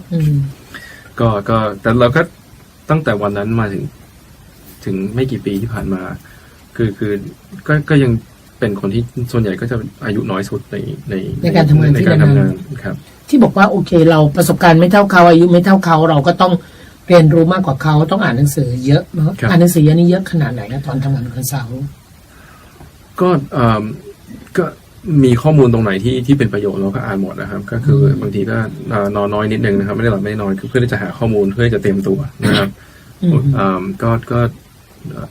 ไม่รู้จะ quantify ออกมาอย่างเป็นตัวเลขยังไงอาจจะไม่ได้นอนเลยอ่านหนังสือเป็นแบบเรื่องหนึ่งนี่ค้นเป็นหลาย10 เล่มหลายช่องทางครับแล้วเราไปแนะนำเขามันโอเคไหมครับก็โอเคครับที่บอกมันมีคือเราเป็นคนที่อยู่ในทีมแล้วเราไม่ได้คนที่ลีดทีมฉะนั้นเราก็มีคนให้แนะนำเราเหมือนกันนะครับก็คือได้รับความน่าเชื่อถือจากเรื่องราวที่เรานำไปบอกกล่าวไปให้ข้อมูลเขาแสดงว่าคนเราถ้ามันจะเรียกความน่าเชื่อถือเนี่ยประสบการณ์กับอายุมันไม่ใช่หลัก สำคัญอย่างเดียว จริงๆผมว่าคือโดยเฉพาะงานที่เป็นคอนซัลท์แล้วก็เป็นคอนซัลท์สิ่งที่เราช่วยได้คือเรามีมุมมองที่แตกต่างนะครับแต่สิ่งที่เราต้องมีนะครับก็คือลอจิกที่แข็งนะครับแล้วอีกอันหนึ่งคือเราต้องรับฟังนะครับคือถ้าเรารับฟังปัญหาของเขาส่วนใหญ่นะครับที่ผมเจอคือคนเขาก็อยากจะเล่าให้เราฟังนะครับว่าปัญหาของเขาคืออะไรแล้วเราค่อยเอาตัวนั้นมาขมวดออกมาคิดออกมาเป็นสตรัคเจอร์แล้วเราก็สามารถช่วยได้นะครับถ้าเกิดเรามีลอจิกที่ดีเราอาจจะเห็นอะไรอย่างอื่นในมุมที่แตกต่างนะครับบางทีเขาอาจจะมีประสบการณ์เยอะแต่อาจจะไม่ได้อ่านเยอะเท่าเราก็อาจจะโยงไอ้เรื่องใหม่ๆที่เราหามาแล้วก็แนะนำได้เหมือนกันนะครับนี่คือการทำงานของคอนซัลท์ ครับซึ่งเป็นงานแรกของคุณหนุ่มเดี๋ยววันพรุ่งนี้นะอยากให้คุณหนุ่มเล่าให้ฟังนะเพราะว่านั่นคืองานแรกแต่งานปัจจุบันนี่คือกรรมการผู้จัดการใหญ่บริษัทเงินติดล้อเราอายุแค่37เท่านั้นเร็วไปหรือเปล่าน้องนะหลายคนอาจจะมีเขาเร็วไปหรือเปล่าอะไรนะครับเดี๋ยววันพรุ่งนี้เราจะมาพูดคุยกันต่อนะครับเพราะว่าประสบการณ์ไม่ได้เริ่มต้นที่บริษัทคอนซัลท์แล้วมาจบที่เงินติดล้อใช่ไหมคะมันยังมีเส้นทางของการเรียนรู้ของประสบการณ์ที่สร้างสมนะวันพรุ่งนี้ติดตามกันกับเรา2 คนวันนี้ลาไปก่อนนะคะสวัสดีค่ะสวัสดีครับดื่มน้ำก่อนก็ได้จ้ะ Thank you ขอดื่มน้ำกันก่อนค่ะ ต่อไปพุธหนึ่งนะพี่ใหม่นะ โอเคนะสวัสดีค่ะท่านผู้ฟังค่ะยินดีต้อนรับเข้าสู่รายการห้องรับแขกสวีทออกเสียงนี้ถูกไหมครับโอเคสวีทคือเขาจบจากเมืองนอกนะเดี๋ยวเราออกสวีทอะไรเงี้ยเขาไม่เข้าใจต้องสวีท FM นะคุณผู้ฟังที่ฟังรายการเราอยู่เป็นประจำนะ7:30 ถึง 8:00 เช้าติดตามกันได้ค่ะแขกรับเชิญแต่ละท่านนะเราก็คัดสรรมาอย่างดีมีทั้งนักการเมืองนักธุรกิจศิลปินดารานักร้องนักกีฬานักดนตรีนักมอติเวตพระภิกษุสงฆ์เราก็เคยนิมนต์ท่านมานะใครก็ได้ที่มีแนวคิดดีๆที่จะทำให้คุณผู้ฟังเราดีขึ้นนั่นคือเป้าหมายของเราที่จะเชิญมาถ้าเกิดฟังแล้วไม่ดีคุณผู้ฟังเปลี่ยนคลื่นไปเลยนะแล้ว8:00 นะกลับมาฟังใหม่เพราะรายการต่อไปเขารออยู่แต่เท่าที่ผ่านมานะเราค่อนข้างมั่นใจทีเดียวว่าคนที่ฟังเราก็ฟังกันนานๆต่อเนื่องนะและที่สำคัญมีประเภทนั่งฟังในรถแล้วถึงที่ทำงานแล้วลงรถไม่ได้เพราะรายการยังไม่จบอยากฟังแขกไม่ใช่อยากฟังพิธีกรนะแขกรับเชิญของเราวันนี้น่าฟังมากๆเลยนะเป็นกรรมการผู้จัดการใหญ่บริษัทเงินติดล้อจำกัดนะคุณหนุ่มปิยศักดิ์อุกฤษนุกูลนะฮะสวัสดีครับสวัสดีครับหลายคนบอกอ๋ออันนี้เป็นอะไรนะเป็นหุ้นส่วนชีวิตฉันอยู่นะเงินติดล้อเนี่ย ล้อรถฉันก็ไปติดอยู่กับเขาอยู่นะหลายคนบอกอย่างนั้นเดี๋ยวเราค่อยคุยเรื่องเงินติดล้อแต่ว่าคุยในเรื่องของชีวิตคุณหนุ่มสักนิดหนึ่งเพราะหลายคนจะบอกว่าอายุแค่37 ปีมาเป็นกรรมการผู้จัดการใหญ่มันเร็วไปไหมนะคะก็ต้องย้อนไปดูว่าที่มาเร็วอย่างนี้เนี่ยไปมายังไงนะคะเมื่อวานนี้หนุ่มบอกว่างานแรกหลังจากจบจากมหาวิทยาลัยธรรมศาสตร์อินเตอร์เนี่ยก็คือทำงานบริษัทคอนซัลท์อาศัยว่ารอไม่เกี่ยวนะไม่มีประโยชน์เรื่องความหล่อนะอาศัยว่าอ่านหนังสือเยอะนะถึงแม้ประสบการณ์ไม่เท่าไหร่ความรู้ไม่เท่าไหร่แต่ว่าความรู้นี่มาจากการอ่านหนังสือนะแต่ว่าอายุกับประสบการณ์อาจจะไม่สู้เขาการอ่านหนังสือเยอะนี่พอทำให้เราทัดเทียมกับคนอื่นๆได้ไหมได้นะครับผมว่าคือไอสิ่งที่ไม่รู้ก็คือเราก็เรียนรู้จากประสบการณ์ของคนอื่นซึ่งก็คือหนังสือนี่แหละครับแล้วก็ความขยันนะครับผมว่าก็โอเคแต่บางอย่างคือลอจิกเราก็ต้องโอเคด้วยลอจิกที่ว่านี่ยกตัวอย่างสักหน่อยได้ไหมเช่นเอายกตัวอย่างลูกค้าก็ได้ตอนไม่ต้องเอ่ยชื่อเขาอยู่แล้วนะตอนที่เราทำงานเป็นคอนซัลท์เนี่ยเคยเจอลูกค้ายังไงแล้วเราเข้าไปช่วยแก้ไขให้เขาได้ยังไงบ้างคือคอนซัลท์โดยธรรมชาติสิ่งที่เราต้องทำคือแก้ปัญหานะครับแต่บางทีการตัดสินใจของคนเราแยกไม่ออกระหว่างความรู้สึกกับความคิดนะครับจริงๆสิ่งที่เราพยายามจะทำ as a consult คือเน้นไปที่ตัวเลขเน้นไปที่ logic เน้นไปที่สิ่งที่เป็นข้อเท็จจริงนะครับหลายครั้งที่บอกว่าคนเราตัดสินใจจะเป็นเรื่องส่วนตัวเรื่องหรือว่าเรื่องทำงานก็จะใช้ความรู้สึกมาเยอะเหมือนกันสิ่งที่เราทำคือเราใช้ data เราใช้ข้อมูลเราบิดหมุนข้อมูลในมุมที่เขาอาจจะไม่เคยดูมาก่อนแล้วพวกนี้ก็จะช่วยให้เขาคือเปลี่ยนแนวคิดของเขาก็ได้นะครับคือมันอยู่ที่การวิเคราะห์เป็นนะครับแล้วก็ดูตัวเลขนะครับตอนนี้ก็โลกก็อยู่บน data เหมือนกันสำหรับ as a consult เราก็ต้องใช้ข้อมูลค่อนข้างเยอะเหมือนกันนี่เป็นแนวทางที่เวลาเราเข้าไปช่วยเขาแต่ที่บอกว่าเวลาคนเราจะตัดสินใจอะไรมันจะมาจากความรู้สึกกับความคิดแต่คอนซัลท์นี่จะเป็นคนให้ข้อมูลเพื่อให้การตัดสินใจนั้นดีที่สุดสัดส่วนความรู้สึกกับความคิดในการมาใช้ตัดสินใจมันมีสูตรสำเร็จบ้างไหมหรือว่าแนะนำได้อย่างโอเคบางท่านอาจจะเป็นผู้บริหารฟังรายการเราอยู่นะบอกน้องแยกให้หน่อยสิ ความรู้สึกกับความคิดในเวลาจะตัดสินใจเนี่ยความคิดเพียวๆเลยไหมหรือว่าถ้ามีความรู้สึกมาด้วยบางคนบอกลางสังหรณ์เซนส์มันแบ่งกันยังไงเพื่อที่ให้ตัดสินใจถูกต้องที่สุดผมว่านักธุรกิจที่ดีต้องมีเซนส์ก่อนนะครับความรู้สึกมันต้องมาก่อนแต่ว่าสิ่งที่เราควรจะทำคือใช้ข้อมูลใช้ Data ใช้ตัวเลขในการ validate หรือในการ confirm ไอ้สิ่งที่เราคิดว่ามันถูกไม่ถูกคิดว่าน่าจะเลือกทำธุรกิจตัวนี้เปิดตัวสินค้าตัวนี้แต่ขอดูหน่อยว่ามีกี่คู่แข่งมันตลาดมันดีไหมอะไรเงี้ยใช่ไหมใช่ครับผมว่าโดยธรรมชาติน่าจะเป็นอย่างนั้นตอนที่เราทำธุรกิจแสดงว่ามันไม่ได้แบ่งเป็นสัดส่วนแน่ชัดว่าคุณใช้ความรู้สึกสักกี่เปอร์เซ็นต์หรือว่าความคิดสักกี่เปอร์เซ็นต์ไม่ได้เป็นสัดส่วนขนาดนั้นแต่สิ่งที่ผมว่าเราทำได้นะครับคือเขียนลงไปบนกระดาษแล้วก็แยกให้ออกเหตุผลและเหตุผลคือไอ้สิ่งที่เราอยากทำเราจะหาหลายเหตุผลมาซัพพอร์ตแต่สุดท้ายเราอาจจะค้นพบว่าทุกเหตุผลมันคือความอยากแต่เหตุผลมันไม่ได้ซัพพอร์ตโดยตัวเลขเราก็ไม่ควรทำนะครับก็แล้วแต่นะครับคือผมว่ามันมีวิธีในการแยกนะครับเราฟังไปลองดูนะเวลาจะตัดสินใจอะไรเอาข้อดีข้อเสียมาตั้งดูนะฮะถ้าเกิดเราเขียนข้อดีได้มากกว่าข้อเสียก็เลิกทำบางคนบอกพอเวลาเราอยากทำอะไรเราก็เห็นข้อดีเยอะกว่าข้อเสียตลอด อย่างนี้ก็เลยอาจจะต้องบอกว่ามันไม่ใช่แค่ความคิดเห็นของคุณแล้วคุณอาจจะต้องไปเอาความคิดเห็นของคนอื่นๆมาช่วยเติมข้อดีข้อเสียเพราะว่าเวลาที่คุณเอาความคิดเห็นคนอื่นมาเขาอาจจะไม่ได้รู้สึกเหมือนเราคราวนี้ข้อเสียปรากฏว่าแซงหน้า หรือเปล่าไม่รู้นะแต่ว่าทำบริษัทคอนซัลท์ได้นานแค่ไหนคะ2 ปีครึ่ง2 ปีครึ่งครับแล้วทำไมถึงลาออกจริงๆตอนนั้นย้ายกลับไปอเมริกาตั้งใจทำธุรกิจที่บ้านไปดูว่าจะทำธุรกิจที่บ้านหรือเปล่าเบื่อเมืองไทยแล้วเหรอเพิ่งเลิกกับแฟนค่ะ ล้อเล่นก็ยังนะฮะคือแค่ยังไม่ได้เลิกกับแฟนนะคะล้อเล่นนะยังไม่ได้เบื่อเมืองไทยจ้ะยังไม่ได้เบื่อเมืองไทยจ้ะแค่คิดว่าถึงเวลาอายุก็20กว่าก็อยากจะไปดูว่าเราจะเลือกทำธุรกิจที่บ้านหรือเปล่าถ้าเกิดจะเลือกทำไปสายนั้นเราก็ควรจะเริ่มเลยไม่รู้จะรออะไรนะครับก็ทำไปได้สักไม่นานนะครับก็กลับไปอเมริกาไปช่วยงานคุณพ่อคุณแม่กลับไปอเมริกาช่วยงานคุณพ่อคุณแม่สักพักหนึ่งนะครับแล้วก็เหมือนมีเพื่อนโทรมานะครับอยู่ที่เมืองไทยแล้วก็เขาบอกเขาเพิ่งเริ่มงานใหม่นะครับที่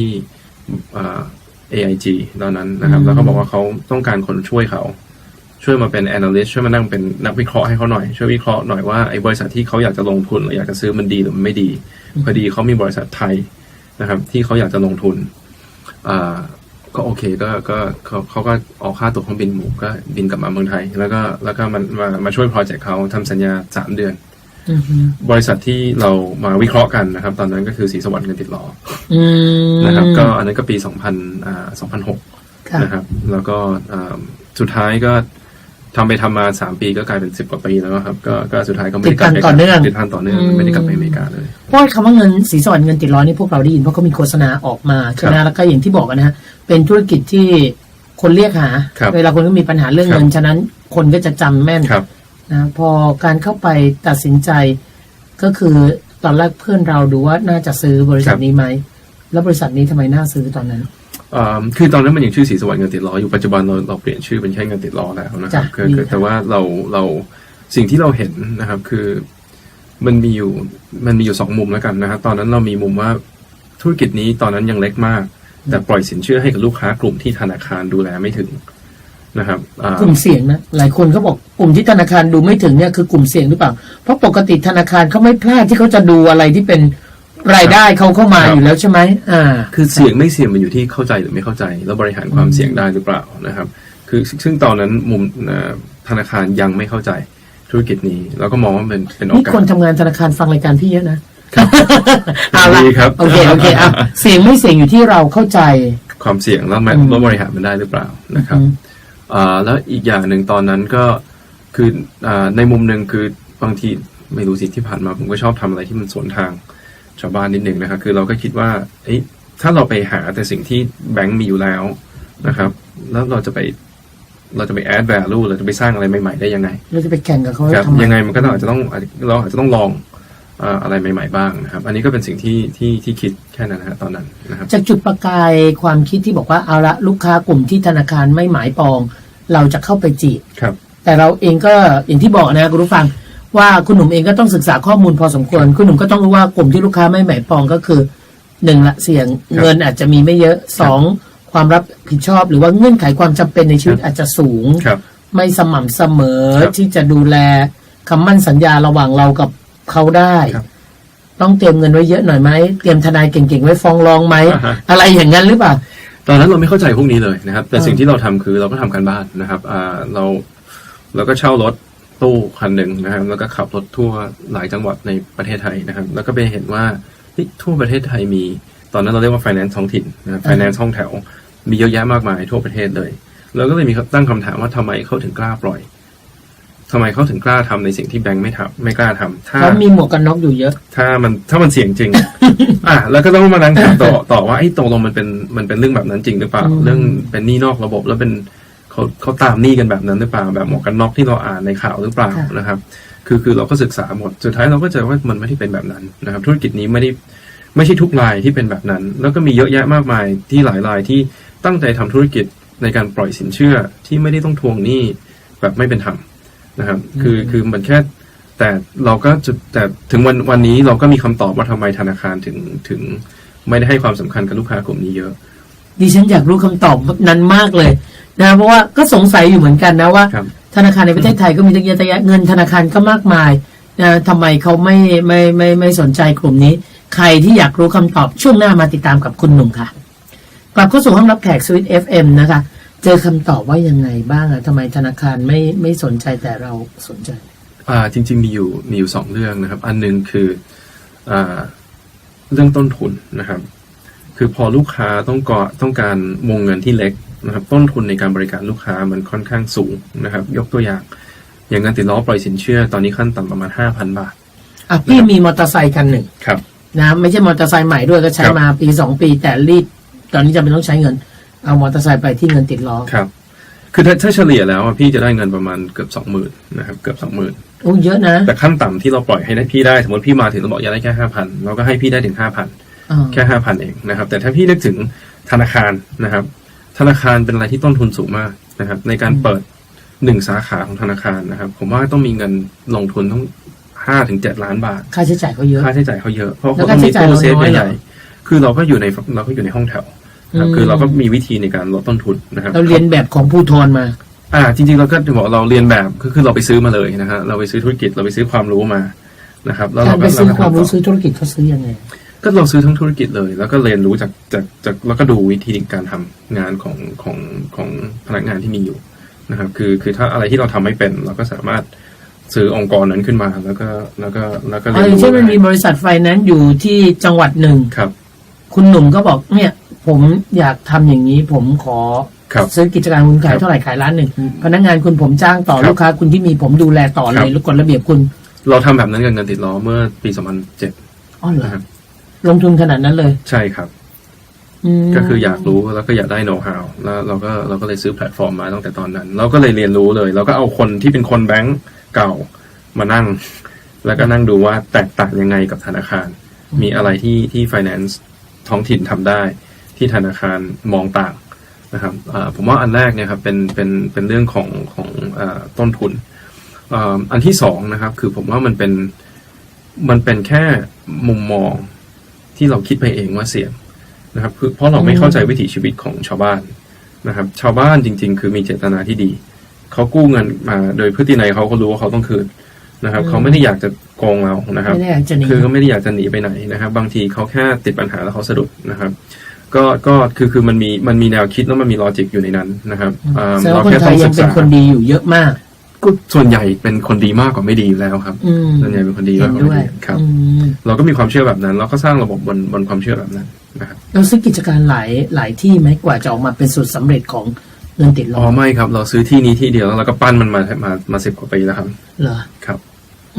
คราวนี้ในส่วนของตัวการปั้นเนี่ยหลายคนบอกเอ้ยทำธุรกิจมันไม่มีใครว่าง่ายนะครับ มันต้องมีปัญหาและอุปสรรค ครับ บ้างนะกว่าจะมาถึงในจุดที่เรียกว่าเอาละเสถียรแล้วนะอยู่ได้ปลอดภัยแล้วถึงขั้นที่จะก้าวใหญ่โตขึ้น ไม่มีล้มไม่มีถอยแล้วล่ะนะคะของเงินติดล้อเราเหมือนกันแต่เดิมเราใช้สินสอดเงินติดล้อ ใช่ครับ แล้วเรามาเปลี่ยนเป็นเงินติดล้อเฉย ครับ ๆตั้งแต่ปี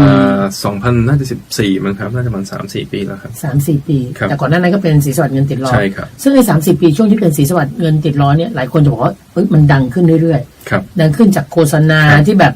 โอ้โหโฆษณาโดนมากเลยโฆษณาชาวบ้านมากเลย ใช่ไหม ครับ มันมายังไงในเรื่องของกระบวนการทำให้คนรู้จักเราจำเราได้คุ้นเคยขนาดนี้ คือผมว่าเราเป็นแบรนด์ที่พูดกับลูกค้าเรานะครับ ตอนเราออกโฆษณาเราก็ไม่ได้หาคนที่หน้าตาดีสวยหล่อแล้วก็ไม่ได้หา ใช่ แล้วเราก็ไม่ได้แต่งสาขาให้ดูเวอร์จนเข้าไม่ถึงนะครับ เราออกแบบทั้งธุรกิจให้เข้าถึงให้เข้าถึงลูกค้าของเรานะครับ แล้วลูกค้าที่เป็นตัวละครในนั้น ก็จะหน้าตาเหมือนชาวบ้านมันก็เหมือนลูกค้าของเราจ คือเรา ริง ไม่หลอกคนฟังเราทำ เรา ให้ ไม่ คน สร้าง ฟัง ภาพ จินตนาการได้ชัดเจนแล้วคุณมาหาผมคุณเจออย่างเงี้ย ครับ อืม ซึ่งผมว่าอันนี้เป็นคือมันสะท้อนความจริงใจของแบรนด์มั้งนะครับคือเราก็แค่คิดว่าในการทำธุรกิจเราควรจะจริงใจเราควรจะโปร่งใสนะครับ แล้วเราก็ใช้หลักการนี้ในการสื่อสารกับลูกค้า ทีนี้เราก็เข้าใจอีกว่าลูกค้าหลายรายคือเงินติดล้อถ้าเกิดพูดถึงแบรนด์นี้คนจะนึกถึงเงินด่วนเงินเร็วนะครับคือถ้าไม่เข้าใจพฤติกรรมของลูกค้าหลายคนคือมันมีเหตุฉุกเฉินที่เขาต้องใช้เงินนะครับแล้วบางทีมันไม่ใช่เหตุฉุกเฉินที่แย่บางทีไม่แย่คือวัตถุประสงค์ในการกู้เงินมันไม่ได้แย่นะครับ บางทีถ้าอยู่ต่างจังหวัดเกิดอุบัติเหตุ ถ้าไปพาลูกไปโรงพยาบาล ถ้าไม่มีเงินบางทีเขาอาจจะไม่ดูแลรักษานะครับบางทีก็ต้องเอาเงินให้ดูว่าเราสามารถจ่ายค่าใช้จ่ายตรงนั้นได้บางทีเขาก็ต้องการเงินด้วยสำหรับเหตุผลนี้ บางทีนักธุรกิจรายย่อยแบบ SME เล็กมากนะครับบางทียังแบบเช็คของลูกค้าไม่ทำเงินหมุนไม่ทันจ่ายเงินเดือนพนักงานไม่ได้สิ้นเดือนเขาก็จะมาใช้ตรงนี้เป็นเงินทุนหมุนเวียนระยะสั้นนะครับก็ถ้าเราเข้าใจไอ้ตรงนี้เราก็ออกแบบข้อความที่มันตรงใจลูกค้าได้เราแค่บอกว่าเนี่ยเราเป็นกันเองสไตล์เราลุกเราก็เป็นแค่เนี้ยแต่เราทำได้เร็วนะครับเราตอบสนองความต้องการเขาได้แบรนด์เราก็หลักการในการสื่อสารเราก็มีแค่นี้ในเรื่องของแบรนด์หรือว่าหลักการในการสื่อสารเป็นโฆษณาที่ทำให้คนคุ้นเคยและจำได้นี่ก็ส่วนหนึ่งนะที่อาจจะทำให้เกิดความชัดเจนในการเข้าใจตัวบริการและตัวสินค้าแต่ว่าพอเข้าไปในการใช้บริการจริงๆให้ดูโฆษณาเอาสมุดทะเบียนรถไปได้เงินกลับมาลองสิเอาถือสมุดทะเบียนรถไปแล้วก็ได้เงินออกมาตรงนี้ขอโทษเถอะพนักงานเรามีถามไหมพี่คะคุณพี่ต้องการเงินไปใช้อะไรอยู่ในโจทย์ที่เราต้องถามลูกค้าไหมจริงๆเราถามได้นะครับที่ธนาคารส่วนใหญ่ถ้าไปกู้ธนาคารเขาก็จะถามนะครับแต่เราก็ไม่แน่ใจว่าคำตอบที่ได้มันจะจริงหรือเปล่าแต่เราก็ถามไหมเขาถามไหมส่วนใหญ่ก็ถามนะครับส่วนใหญ่ก็ถามพี่เอาเงินไปทำอะไรครับไปหาหมอพี่จ่ายเงินเดือนน้องถ้าอยากได้ข้อมูลที่แท้จริงสุดท้ายเราก็ทำรีเสิร์ชทำเซอร์เวย์นะครับทำทีหลังนะครับค่ะและในการที่คนมาหาเราเขาเอารถมาฝากไว้กับเราแต่เขาขับต่อนะแต่ว่าเงินเราเอาไปใช้ขอโทษเงินเนี่ยเขาเอาไปใช้แต่เขาไม่สามารถมาผ่อนส่งตามสัญญากับเราได้เกิดอะไรขึ้นจริงๆมีหลายขั้นตอนมากนะครับแล้วจริงๆต้องเรียนว่ามันง่ายหรือมันยากเนี่ยสรุปง่ายจริงๆการปล่อยของเราปล่อยง่ายมากปล่อยเงินให้คุณเอาไปใช้เนี่ยนะเพราะว่าแต่ในจังหวัดถ้ากลับไปที่เหตุผลที่เขามาขอสินเชื่อเนี่ยเยอะมากนะครับคือเอาเงินตรงนี้ไปปิดหนี้นอกระบบนะครับเราเจอ 30-40% นำเงินตรงนี้ไปปิดหนี้นอกระบบที่เหลือก็เป็นเรื่องของหมุนเงินไม่ทันต้องเอาเงินไปจ่ายค่าเทอมโดและค่ารักษาพยาบาลนะครับคือไม่ค่อยมีนะมีน้อยมากไม่ถึง 2% คือที่เอาเงินไปซื้อสิ่งที่ไม่จำเป็นกับชีวิตนะครับอุปโภคบริโภคคือ consumption ไม่มีไม่เยอะนะครับขอเนี้ยหนุ่มของเงินติดล้อนี่ดอกเบี้ยร้อยละเท่าไหร่ต่อปีแล้วแต่จริงๆเรามีเกณฑ์เยอะมากนะครับถ้ามาแล้วจะออกแนวจำนำเลยนะครับออกแนวจำนำเป็นยังไงก็คือจำนำคือไม่มีเอกสารไม่มีข้อมูลให้ยกเว้นเล่มทะเบียนนะครับก็คือเอาเหมือนเอาเล่มมาจำนำคล้ายๆถ้าสมมติเราไปลงรับจำนำเขาไม่ถามอะไรเลยเพราะว่ามูลค่าทรัพย์สินเราอาจจะ100 บาทเขาก็ให้เรา80นะครับเขาก็ไม่มีคำถามเพราะทรัพย์สินอยู่กับเขาจะเดินออกมาดูสภาพรถด้วยไหมก็มีครับมีขอดูรถพี่หน่อยว่าพี่รถเป็นรถอยู่ไหมอะไรครับก็ต้องดูครับต้องดูครับเราต้องดูว่าทรัพย์สินมีอยู่จริงนะฮะตามทะเบียนที่ให้มาสภาพเป็นยังไงถ้าเป็นวงเงินที่เล็กนะครับแล้วออกสไตล์ไม่ได้มีเอกสารไม่มีเครดิตบูโรไม่ได้ตรวจอะไรเลยดอกเบี้ยอยู่เราใช้ประมาณ 30% ต่อปีนะครับร้อยละประมาณ1 กว่า%ถ้าพี่เป็น flat rate ต่อเดือนนะครับแต่ถ้าเป็นลูกค้าที่โปรไฟล์ดีหน่อยแล้วอยากได้ดอกเบี้ยที่ต่ำจริงๆดอกเบี้ยเราเริ่มต้นที่ 4% กว่าต่อปีนะครับจริงๆต่ำจริง ใช่ครับจ เฮ้ย ริงๆ ต่ำ ถู ก ก ว่าก พี่ ว่า คิดนะพี่คิดว่าแพง ใช่ครับ นะ เรามีเรนจ์ที่สูงมาก อ๋อ เราปล่อยสินเชื่อวงเงินได้ถึง10 ล้าน เหรอ ลูกค้ากลุ่ม ขอ นั้น โทษเอาอะไรมาจำมา เอาอะไรมาเข้ามันถึงได้ตั้ง10 ล้าน รถบรรทุก จะมีรถอะไรอ๋อบ าง ร ที ถบรรทุกถึง10 ล้านเลย ไม่ใช่1 คันครับ อ๋อหลายๆคัน หลายๆคันได้ครับ แต่วงเงินรวมก็ประมาณ แต่หนึ่งคน 10 ล้าน ลูกค้า1 ล้านไม่เกิน10 ล้านนะครับ ถ้ามอเตอร์ไซค์คุณก็ได้เป็น100 คันนะแต่ใครจะมีมอเตอร์ไซค์ขนาดนั้นนะ นี่คือเราเปิดโอกาสให้คน ครับ เข้ามาหาเรา แล้วเมื่อกี้ที่ถามเกี่ยวกับขั้นตอนในการถ้าเกิดลูกค้าสะดุดนะครับ ค่ะ จริงๆสิ่งที่เราก็เข้าใจว่าลูกค้าเขามี ความจำเป็น ความจำเป็นที่ต้องใช้เงิน แล้วบางทีเงินเขาก็อาจจะไม่ได้สมูทมากเพราะลูกค้าเราส่วนใหญ่เป็น ถ้าเขาสมมติเขาจะไม่มาหา อาชีพอิสระ เขาจะไม่มาหาเราใช่ อาชีพอิสระ เขาจะแตกต่างกับมนุษย์เงินเดือน ถ้ามนุษย์เงินเดือนวันที่25เงินเดือนออก เป๊ะอืม แล้วก็จะรู้นะครับว่าต้องผ่อนชำระเท่าไหร่วันไหน แต่พอเป็นพอมีเป็นอาชีพอิสระเนี่ยคือรายได้เขาจะเหวี่ยง อืม แล้วเราก็จะรู้ว่าถ้าลูกค้าสะดุดนิดนึงก็ไม่เป็นไร คือเราก็จะอารมณ์หน่วยให้ลูกค้าได้นะครับ แล้วหลายครั้งพอลูกค้าบางทีเขาติดต่อมาจริงๆเมื่อ2 วันก่อนก็มีลูกค้า Facebook มา นะครับ ว่าเนี่ยเขาติดปัญหาเขาผ่อนเราไม่ได้นะครับ แล้วก็มีคนจะไปยึดรถเขาขอเวลาเพิ่มเติมได้ไหม กรณีพิเศษ ก็เราก็พิจารณาให้นะครับคือเคสที่เรารู้คือสิ่งที่ต่างๆผมว่านิดนึงระหว่างเรากับธนาคารคือ เราพยายามจะเข้าใจว่าปัญหาของลูกค้าคืออะไร อืม นะครับพอลูกค้าสะดุดปุ๊บสิ่งแรกที่เราทำคือ เราให้สาขาในพื้นที่ไปเยี่ยมลูกค้าถึงบ้าน แล้วก็ไปดูว่าเขาเกิดปัญหาอะไรหรือเปล่า แล้วถ้าเราช่วยได้เราก็จะพยายามช่วย คือมันคือการปล่อยสินเชื่อที่เราคิดว่า เป็น สร้า มิ ง ตรภาพเหรอครับ สร้าง relationship แล้วกันเป็นมิตรภาพก็ได้นะครับกับลูกค้านะครับคืออันเนี้ยจะค่อนข้างแตกต่างกับธนาคารนิดนึงนะครับ ในความแตกต่างตรงนี้ถ้าเกิดสมมุติเราเป็นในส่วนของคนที่ไปใช้บริการก็คงรู้สึกดีนะฮะถ้ามันมีอะไรยืดยิ่งกว่ายืดหยุ่นได้นะฮะส่ง Facebook ถึงกรรมการผู้จัดการใหญ่มีโอกาสได้ต่อเวลา อะไรอย่างเงี้ยนะแต่ว่ายังไงก็ตามนะในองค์การบริหารงาน อยากจะรู้เหมือนกันนะฮะว่าในการบริหารงานภายใน ครับ นะเขาบอกเรื่องคนเรื่องใหญ่ ครับ นะฮะคุณหนุ่มมีวิธีการบริหารงานอย่างไรนะที่ทำให้องค์กรเงินติดล้อเนี่ยมันเข้มแข็งแล้วมันก็เติบโตขึ้นได้เรื่อยๆ เป็นแบบบริหารแบบไทยแบบฝรั่งหรือสูตรไหนยังไงนะพรุ่งนี้นะติดตามได้ค่ะในรายการห้องรับแขกสวิต FM วันนี้เรา2 คนลาไปก่อนสวัสดีค่ะดื่มน้ำคนจะที่นัดเราเหลืออีก2 วันนะเพื่อจะสุขเอ้ยใจเย็นๆพี่ยังถามไม่หมดนะ อืม นะไม่ได้ลงเรื่องส่วนตัวนะแต่ว่าเป็นเรื่องงาน โอ นะ เค นะ ได้ครับ โอเค พร้อมครับสวัสดีค่ะท่านผู้ฟังค่ะยินดีต้อนรับเข้าสู่รายการห้องรับแขกสวิต FM ค่ะพบกับดิฉันอนุมาเกษตรพืชผลนะทุกวันจันทร์ถึงวันศุกร์ค่ะ 7:30 นาทีถึง 8 นาฬิกานะคะก็คือหลังข่าววิทยุแห่งประเทศไทยแล้วก็ก่อนเคารพธงชาติส่วนมากนะคะก็แทบจะ 100% ที่สัญจรอยู่บนท้องถนนรายการเราจะเป็นเพื่อนคุณผู้ฟังนะคะในการให้แง่คิดประสบการณ์แล้วก็แรงบันดาลใจดีๆแล้วเดี๋ยวจะแนะนำแหล่งที่คุณผู้ฟังสามารถเอารถไปฝากไว้ได้ด้วยนะครับเพราะว่าเป็นแขกรับเชิญของเรานะวันนี้กรรมการผู้จัดการใหญ่กับบริษัทเงินติดล้อจำกัดคุณปิยศักดิ์อุกฤษนุกูลหรือว่าคุณหนุ่มนะคะสวัสดีค่ะ สวัสดีครับ ค่ะถามคุณหนุ่มต่อนะคะเพราะว่าเรื่องของบริษัทเงินติดล้อเอาละหลักที่มาของการทำบริษัทนะฮะไปซื้อเข้ามาเลยนะมาเรียนรู้จากของจริงนะฮะหรือว่าในเรื่องของการดูแลลูกค้าการสื่อสารแบรนด์ออกไปคราวนี้ย้อนกลับมาในเรื่องของภายใน ครับ นะฮะการบริหารคนบริหารงานนะครับตอนนี้พนักงานเราเยอะขนาดไหนครับ 4,800 คนแล้วมั้งครับประมาณ700 กว่าสาขา ดูแลกันยังไงคะ 4,000 กว่าคนนี่ หลายคนบอกโอ้ยองค์กรใหญ่นะ 4,000 กว่าคนแล้วที่สำคัญไม่ใช่ 4,000 กว่าคนที่อยู่ในที่รวม ครับ โอ้โหไกลหูไกลตา ครับ ไกลมือไกลเท้านะหลายคนบอก ครับ ดูแลกันยังไงบริหารยังไง คือผมว่าเบื้องต้นอ่ะคืออย่างผมเองอ่ะคืออันแรกที่ต้องเข้าใจคือ ผมทำงานแทนลูกน้องไม่ได้นะครับ ลูกน้องเยอะมากแล้วไม่มีทางที่เราจะทำงานแทนเขาได้ฉะนั้นสิ่งที่เราต้องทำคือเราต้องสร้างบรรยากาศให้เขาทำงานของเขาได้ดีนะครับ แล้วหลักการง่ายๆที่คิดถึงก็คือทำยังไงให้ลูกน้องที่มีอยู่ประสบความสำเร็จนะครับแล้วมันก็คือโดยสตรัคเจอร์ขององค์กรที่ใหญ่นะครับ มันก็จะคล้ายๆพีระมิดถ้าลูกน้องข้างล่างประสบความสำเร็จแล้วมันก็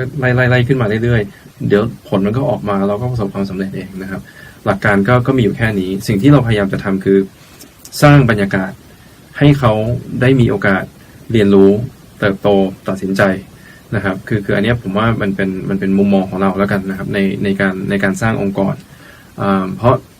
แน่นอนมันจะมีเยอะกว่านะครับมันมีเรื่องที่เราไม่เห็นเยอะกว่าเรื่องที่เราเห็นเราจะเห็นเรื่องที่เป็นปัญหาที่เราต้องแก้ แต่อะไรที่มันเกิดขึ้นการตัดสินใจระหว่างวันของ 4,000 กว่าคนเราไม่เห็นแล้วให้ลูกค้าเจ้านี้เท่าไหร่ยอมเท่าไหร่นะเราแค่ต้องให้แค่แนวทางนะครับแล้วก็สร้างระบบนะครับมันก็มีระบบควบคุมมีคอมพิวเตอร์มีระบบ IT มีอะไรต่างแต่สุดท้ายทุกอย่างก็อยู่ที่คนอยู่ดีนะครับทุกระบบทุกนโยบายก็ต้องเป็นคนใช้นะครับฉะนั้นเราก็มีเราก็ลงทุนเยอะเหมือนกันนะครับกับสิ่งที่เราเรียกว่า culture หรือวัฒนธรรมองค์กรนะครับแล้วการสร้างวัฒนธรรมองค์กรที่แข็งแกร่งจริงๆมันเริ่มจากการคัดสรรคนนะครับแล้วในการหาคนเราก็ต้องรู้ว่าเราอยากได้คนแบบไหนที่งานติดล้อเราค่อนข้างชัดในเรื่องของค่านิยมนะครับเรามีค่านิยมด้วยกันประมาณ7ข้อที่ไม่ใช่ประมาณมีค่านิยมด้วยกัน7ข้ออะไรบ้างคะนะครับโอ้โหให้ท่องแต่7ข้อเอาที่หลักๆเพื่อพี่จะไปสมัครงานด้วยจริงๆไม่ใช่โอเคข้อแรกนะครับคือเรามีความเชื่อว่าเราอยากจะสร้างโอกาสนะครับเราอยากจะเป็นองค์กรที่ให้โอกาสให้กับคนอื่นเราเชื่อว่าการเข้าถึงแหล่งเงินทุนที่แฟร์แล้วก็โปร่งใสเป็นสิ่งที่องค์กรเราอยู่เพื่อเรื่องนี้นะครับแล้วนี่คือค่านิยมข้อแรกของเรานะครับคือ create opportunity นะครับคือเรื่องที่2นะครับคือความเป็นเจ้าของนะครับเราในการตัดสินใจของแต่ละคนใน 4,000 คนเนี่ยเราอยากให้เขานึกถึงชั่งน้ำหนักระหว่างผลประโยชน์ของตัวเองผลประโยชน์ของลูกค้าแล้วก็ผลประโยชน์ขององค์กรนะครับถ้าเรา make decision ด้วยความเป็นเจ้าของส่วนใหญ่เราก็จะไม่ค่อยพลาดนะครับเราก็จะไม่บริการลูกค้าไม่ดีนะครับแล้วเราก็จะดูแลเงินทุนของบริษัทแม่เราซึ่งปัจจุบันผู้ถือหุ้นเราบริษัทแม่เราคือธนาคารกรุงศรีนะครับกรุงศรีถือหุ้นเงินติดล้อ 100% นะครับเราก็ต้องดูแลสิ่งที่เขาฝากให้เราดูแลนะครับมันมีค่านิยมเกี่ยวกับความเป็นกันเองนะครับช่วยกันแก้ปัญหานะครับก็อันนี้ก็เป็นความเป็นกันเองก็เป็นสิ่งที่สะท้อนแบรนด์เราในตั้งแต่โฆษณาไปถึงสาขาที่เป็นห้องแถวไปถึงชุดพนักงานเราก็ไม่ได้ฟอร์มอลมากนะครับเพราะเราคิดว่ามันไปสร้างbarrier สร้างกำแพงให้คนไม่กล้าเข้ามาหาเราให้เราเป็นที่เข้าไม่ถึงนะครับเรามีค่านิยมเรื่อง teamwork นะครับแต่ teamwork ของเราก็จะเป็นค่าteamwork ที่บอกว่าเราต้องร่วมมือร่วมใจกันแล้วก็ช่วยกันบรรลุเป้าหมายนะครับแต่ในคำว่า teamwork มันต้องมีเราต้องสามารถ feedback ซึ่งกันและกันได้อย่างตรงไปตรงมานะครับก็จะมีคำว่ามันต้องเป็น candid teamwork ทีนี้อันนี้ก็จะกลับมาที่สิ่งที่ผมสังเกตแล้วกันเพราะผมโตที่เมืองนอกculture ไทยจะมีฟีเจอร์ที่ดีมากนะครับคือความเกรงใจนะครับเรามีวัฒนธรรมที่ให้เกียรติผู้ใหญ่เราจะให้เกียรติคนที่มีตำแหน่งนะครับแต่บางครั้งในการตัดสินใจในการทำงานในการทำธุรกิจความเกรงใจมันดันเป็นอุปสรรคให้เราไม่สามารถประสบความสำเร็จได้นะครับเราก็เลยเพิ่มคำว่า candid เข้าไปคือความตรงไปตรงมาเราต้องฟีดแบ็กซึ่งกันและกันเราต้องกล้าพูดคุยอย่างเปิดใจเพื่อที่จะบรรลุเป้าหมายขององค์กรนะครับของบริษัทนะครับอันนี้ก็เป็นฟีเจอร์หนึ่งที่ผมว่ายูนิคสำหรับเรานะครับมีข้อหนึ่งนะครับคือการเรียนรู้นะครับคือที่บริษัทเราเน้นการเรียนรู้แล้วเราไม่ได้เรียนรู้จากสิ่งที่ดีที่สุดในประเทศไทยจริงๆเราเบนช์มาองค์กรกับ best practice ในโลกนะครับก็คือที่ไหนมีทำอะไรดีเราก็ถ้าเป็นไปได้เราก็จะขอไปดูงานเราก็จะส่งคนไปนะครับขนาดนั้นเลยก็อย่างเรื่องวัฒนธรรมเรื่อง customer service ที่อเมริกามีบริษัทชื่อ Zappos ที่โด่งดังมากนะครับเราก็ส่งคนไปหลายคนละเรื่องการปล่อยสินเชื่อให้กับลูกค้ากลุ่มรากหญ้ามันก็จะมีเทรนนิ่งที่อิตาลีนะครับเราก็ส่งคนผมว่าเป็น10 คนแล้วเหมือนกันนะครับไปดูงานเขาเราส่งคนไปที่ดิสนีย์ที่ฟลอริดาดิสนีย์มีอะไรให้เราดูคะ customer service นะครับคือจะมีเรื่องของการสร้าง culture ในการดูแลลูกค้าที่ดีนะครับก็วิธีอื่นเกี่ยวกับพวกเทคโนโลยีพวกอะไรมันก็จะไปดูคอนเฟอเรนซ์ที่เมืองจีนดูเกี่ยวกับ Big Data so ในมุมของเราคือการเรียนรู้เป็นสิ่งที่ไม่มีวันหยุดไม่มีวันหยุดนะครับแล้วเราก็ต้องปรับแล้วก็โตองค์กรด้วยแล้วก็เปลี่ยนแปลงเรื่อยๆนะครับมันมีข้อนิยมอีกอันหนึ่งที่เราใช้คำว่า work smart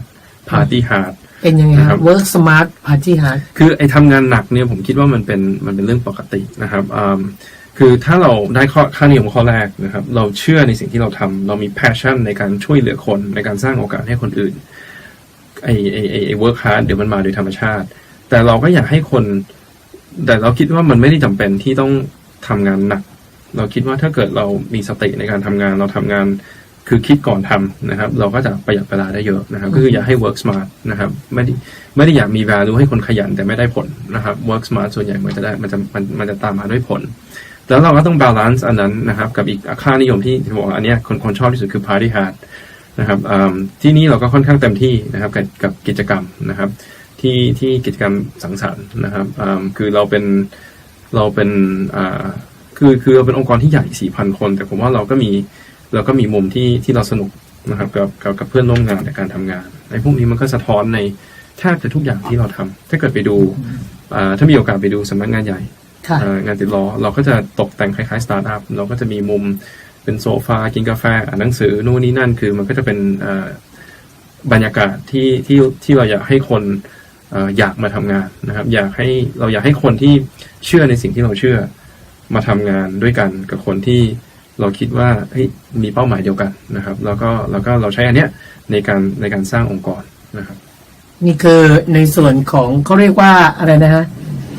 วัฒนธรรมองค์กรแบบเงินติดล้อใช่ครับดูไปแล้วมีหลายข้อเหมือนกันนะที่ตัวเองก็ทำสมัยที่ไปทำงานที่บริษัทคอนซัลท์นะครับคือหาข้อมูลเยอะๆอ่านหนังสือเยอะๆแต่ทุกวันนี้ไม่ใช่แค่อ่านหนังสืออย่างเดียวส่งคนไปดูเขาได้ก็ส่งมาเลยครับคือเราลงทุนกับพนักงานนะครับคือเราคิดว่าคนที่มาทำงานกับเราควรจะได้โตในทางที่เขาอยากจะโตเหมือนกันนะครับใครชอบเรื่องไหนเราก็อยากจะลงทุนให้กับเขาเหมือนกันพูดซะคนฟังจะไปสมัครเงินติดล้อหมดนะไม่ได้ไปถึงไปปล่อยสินเชื่ออะไรไปสมัครงานนะแต่เดี๋ยวในการทำงานนะอย่างที่บอกนะทุกที่มันก็มีเหมือนกันในเรื่องของความสำเร็จความประทับใจความชื่นชอบแต่ในทางกับการปัญหามันก็ต้องมีแล้วมีวัฒนธรรมอย่างนี้แล้วปัญหาที่มีมันเกิดขึ้นนะที่มันเกิดขึ้นมันเป็นปัญหาแบบไหนแล้วเราบริหารจัดการยังไงถือว่าเป็นการแลกเปลี่ยนเรียนรู้กันนะเพราะว่าทุกๆองค์กรก็คงอยากจะได้สูตรดีๆไปทำให้ตัวเองพัฒนาขึ้นเงินติดล้อก็ถือว่าเป็นองค์กรที่พัฒนาได้อย่างดีสูตรตรงนี้ก็น่าจะแบ่งปันกันได้โดยที่ไม่เชื่อว่าเงินติดล้อจะไม่มีปัญหาอะไรเลยเราอยากฟังวิธีแก้ปัญหาของเงินติดล้อนะช่วงหน้าครับกับข้อสู่ห้องรับแขกสวิต FM นะคุยเรื่องปัญหาคุยเรื่องวิธีแก้ปัญหาคุยกับผู้บริหารบริษัทได้ดีที่สุดแล้วนะเพราะว่าเป็นคนที่ต้องรับผิดชอบในทุกๆปัญหาและมักจะเป็นคนที่ฟันธงวิธีแก้ปัญหาสุดท้ายด้วยนะคะคราวนี้ถามหน่อยนะเรามีวัฒนธรรมองค์กรที่ดีแต่ในขณะเดียวกันมันอาจจะมีข้อแม้มีเหตุการณ์ที่คาดไม่ถึงที่เป็นปัญหาเกิดขึ้นเท่าที่เราจำได้มันมีเคสอะไรเกิดขึ้นบ้างแล้วแก้ปัญหายังไงได้บ้างพี่ขอสมมุติให้ไหมได้ครับเรื่องของการทุจริตเอาเงินไปใช้ก่อนอย่างนี้มีไหมมีครับจริงๆหนึ่งในข้อนี้ค่านิยมที่ไม่ได้พูดถึงก็คือการซื่อสัตย์และสุจริตนะครับคือ integrity นะครับมีเหมือนกันนะครับก็มันอยู่ใกล้เงินใช่ไหมคือในมุมของผู้บริหารแล้วกันนะครับเราจริงๆพนักงานทุกคนแหละไม่ใช่แค่ผู้บริหารเราถูกจ้างมาเพื่อแก้ปัญหานะครับก็ในเรื่องของการทุจริตเราก็ชัดมากนะครับจริงๆการติดล้อเป็นองค์กรที่ถ้าเกิดในเรื่องนี้เราดูแลผลประโยชน์ของผู้ถือหุ้นแล้วก็ดูแลผลประโยชน์ของลูกค้าเป็นหลักนะครับ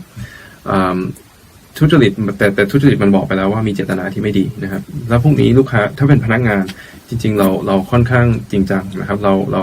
ไล่ออกทุกรายถ้าชัดเจนถ้าหาข้อมูลได้เพียงพอดำเนินคดีด้วยนะครับ so คำว่า integrity คือเราบอกว่าหลายที่บอกว่ามี zero tolerance ของเรามีจริงๆนะครับก็เป็นเรื่องที่ผมว่าแต่กฎพวกนี้จริงๆถ้าเกิดฟังจากคนนอกอาจจะ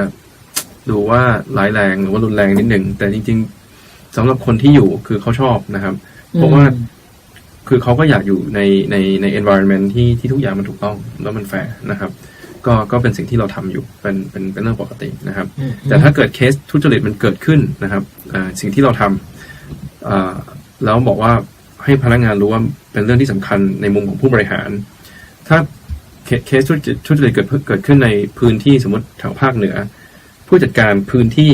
นั้นก็ต้องมาทานข้าวกับผู้บริหารนะครับเราก็จะเรียนเชิญผู้จัดการพื้นที่ทั่วประเทศเดือนละอยากทานด้วยเลยก็คงเป็นมื้อที่เขาอาจจะไม่ได้อร่อยมากนะครับแต่ในเดือนละ1 วันนะครับเราก็จะแบ่งเวลาผู้บริหารทั้งเซตเลยนะครับที่เป็น Executive Excom ก็จะนั่งทานข้าวกับผู้จัดการพื้นที่ที่เคสทุจริตเกิดแต่เราแค่อยากจะถามว่าเขารู้ไหมว่าเกิดอะไรขึ้นเกิดเพราะอะไรช่องโหว่มีไหมเราจะต้องไปแก้อะไรบ้างจากสำนักงานใหญ่แก้ระบบแก้ระเบียบกฎระเบียบอะไรไม่ให้มันเกิดขึ้นแล้วเขาไปทานข้าวหรือไปสอบสวนนะ จริงๆก็เรา ไปทานข้าวแล้วแลกเปลี่ยนกัน ทานข้าวแล้วแลกเปลี่ยนกันมากกว่า เข้าใจ นะครับแล้วก็เราก็จะถามเขานะครับว่าถ้าเกิดเขาลงไปในพื้นที่เขาจะกลับไปสอนยังไงกับให้กับลูกน้องตัวเองนะครับ ก็เป็นวิธีของเราในการสร้าง culture ของเขาแล้วก็บอกว่าเรื่องนี้สำคัญกับผู้บริหารนี่คือแนวทาง แล้วถ้าเกิดในกรณีลูกน้องเนี่ยอาจจะมีการท้อหรือแรงจูงใจน้อยลงถึงขั้นขี้เกียจเราทำยังไงฮะ คือผมว่าพอองค์กรใหญ่เราก็มีหลายอย่างนะครับแล้วก็มีตัวชี้วัดค่อนข้างเยอะนะครับแต่ไอความขี้เกียจผมไม่รู้เหมือนกันว่าจะมีข้อว่าจะมี excuse ที่ดีหรือเปล่านะครับแต่ performance ตกเป็นเรื่องปกตินะครับบางทีคนเราไม่ได้ทำงานอย่างเดียวเราก็มีส่วนอื่นของมิติอื่นของชีวิตที่อาจจะเกิดปัญหาได้แล้ว performance ตกไปบ้างนะครับแต่ถ้าตกต่อเนื่องเราก็มีตัวเลขให้เราดูนะครับส่วนใหญ่ตัวเลขมันจะบอกเราแหละว่าไอ้ตรงไหนที่เราอาจจะต้องไปยกหูโทรหาใครบ้างแล้วก็พูดคุยแล้วก็ดูว่าปัญหามันมีอะไรแต่จริงๆมันผิดธรรมชาตินะครับในสำหรับ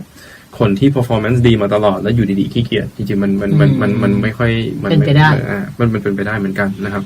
แต่ของเราคือเราก็ manage for performance เหมือนกันนะครับคือเราก็มีตัวชี้วัดมีอะไรคือไม่ได้แตกต่างกับองค์กรอื่นเหมือนกันนะครับก็อันนั้นก็จะสะท้อนว่าถ้าเกิดผลงานไม่ได้มันก็อาจจะมีส่งผลต่อการเลื่อนตำแหน่งโปรโมทหรือว่าจ่ายโบนัสขึ้นเงินเดือนอะไรพวกนี้ครับก็เป็นนี่คือในส่วนของวิธีที่เราจะจัดการครับแล้ววิธีที่ทำให้เป็นแรงจูงใจเพิ่มยอดทะลักทลายอย่างตัวของคุณหนุ่มเองบอกว่าสมัยเด็กพ่อบอกถ้าได้เกรด D A B C มีเงินให้เลย$20มีเป็นคะแนนให้ที่แลกกับเงินแล้วกับในเรื่องของการสร้างแรงจูงใจหรือเทคนิคดึงพลัง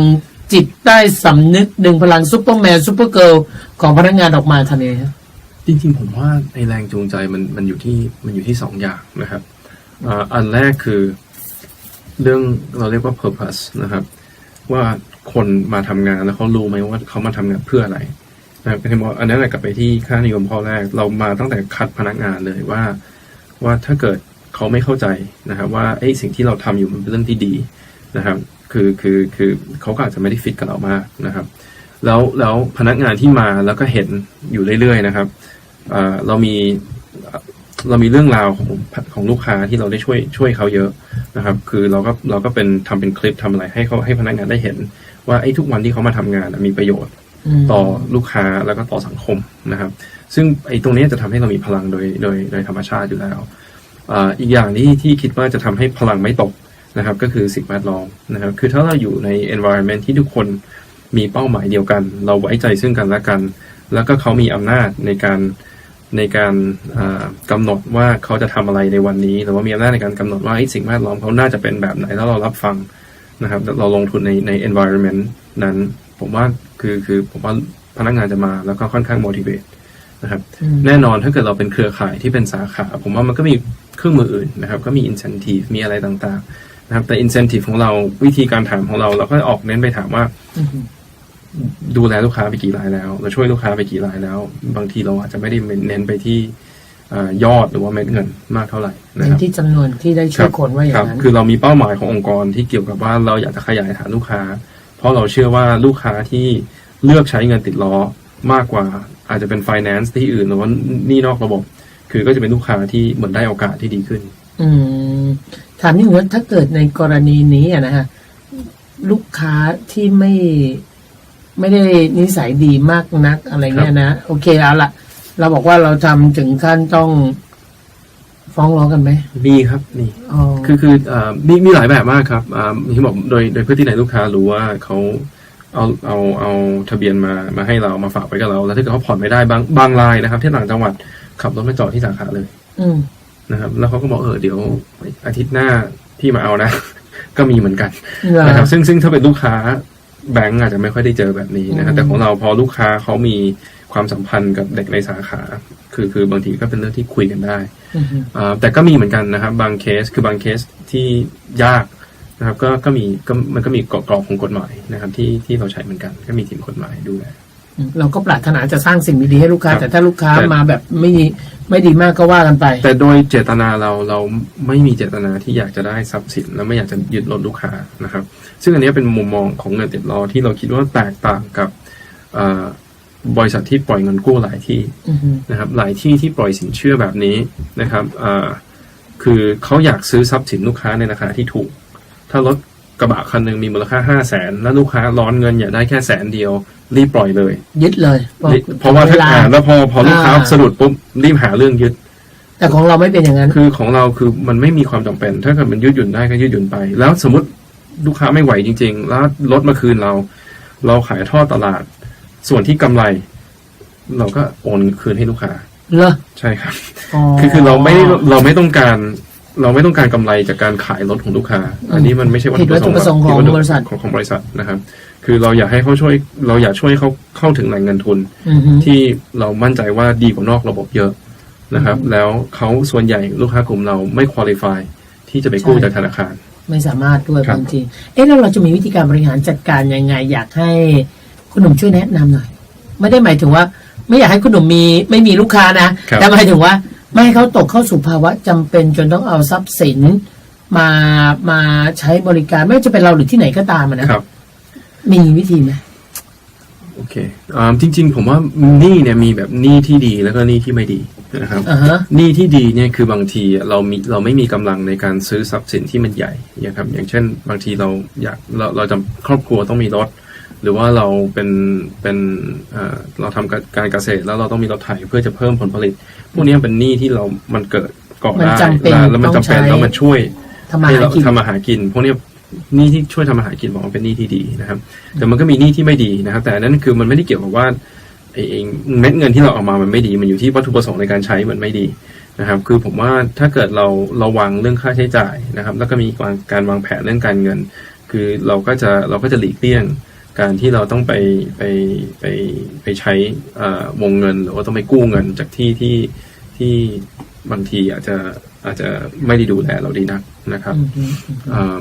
ก็ผมว่านั้นมันอยู่ที่การวางแผนซะส่วนใหญ่นะครับพอพูดถึงการวางแผนการใช้เงินเนี่ยเราคุยกับบริษัทที่เขาทำธุรกิจเกี่ยวกับเรื่องเงินทองถือว่าเป็นผู้เชี่ยวชาญวันพรุ่งนี้นะอยากจะให้คุณหนุ่มแนะนำพี่ปุ๊กแล้วก็แนะนำคุณผู้ฟังว่าไอ้การวางแผนเรื่องใช้เงินเนี่ยมันต้องวางแผนยังไงแล้วถามต่อด้วยวางแผนเรื่องหาเงินช่วยสอนด้วยได้ไหม แล้วก็วางแผนเรื่องของการใช้หนี้ด้วยได้ไหมเพราะบอกคุณอย่ามานั่งคุยแต่เรื่องหาเงินอย่างเดียวคุณอย่ามาคุยแต่เรื่องการวางแผน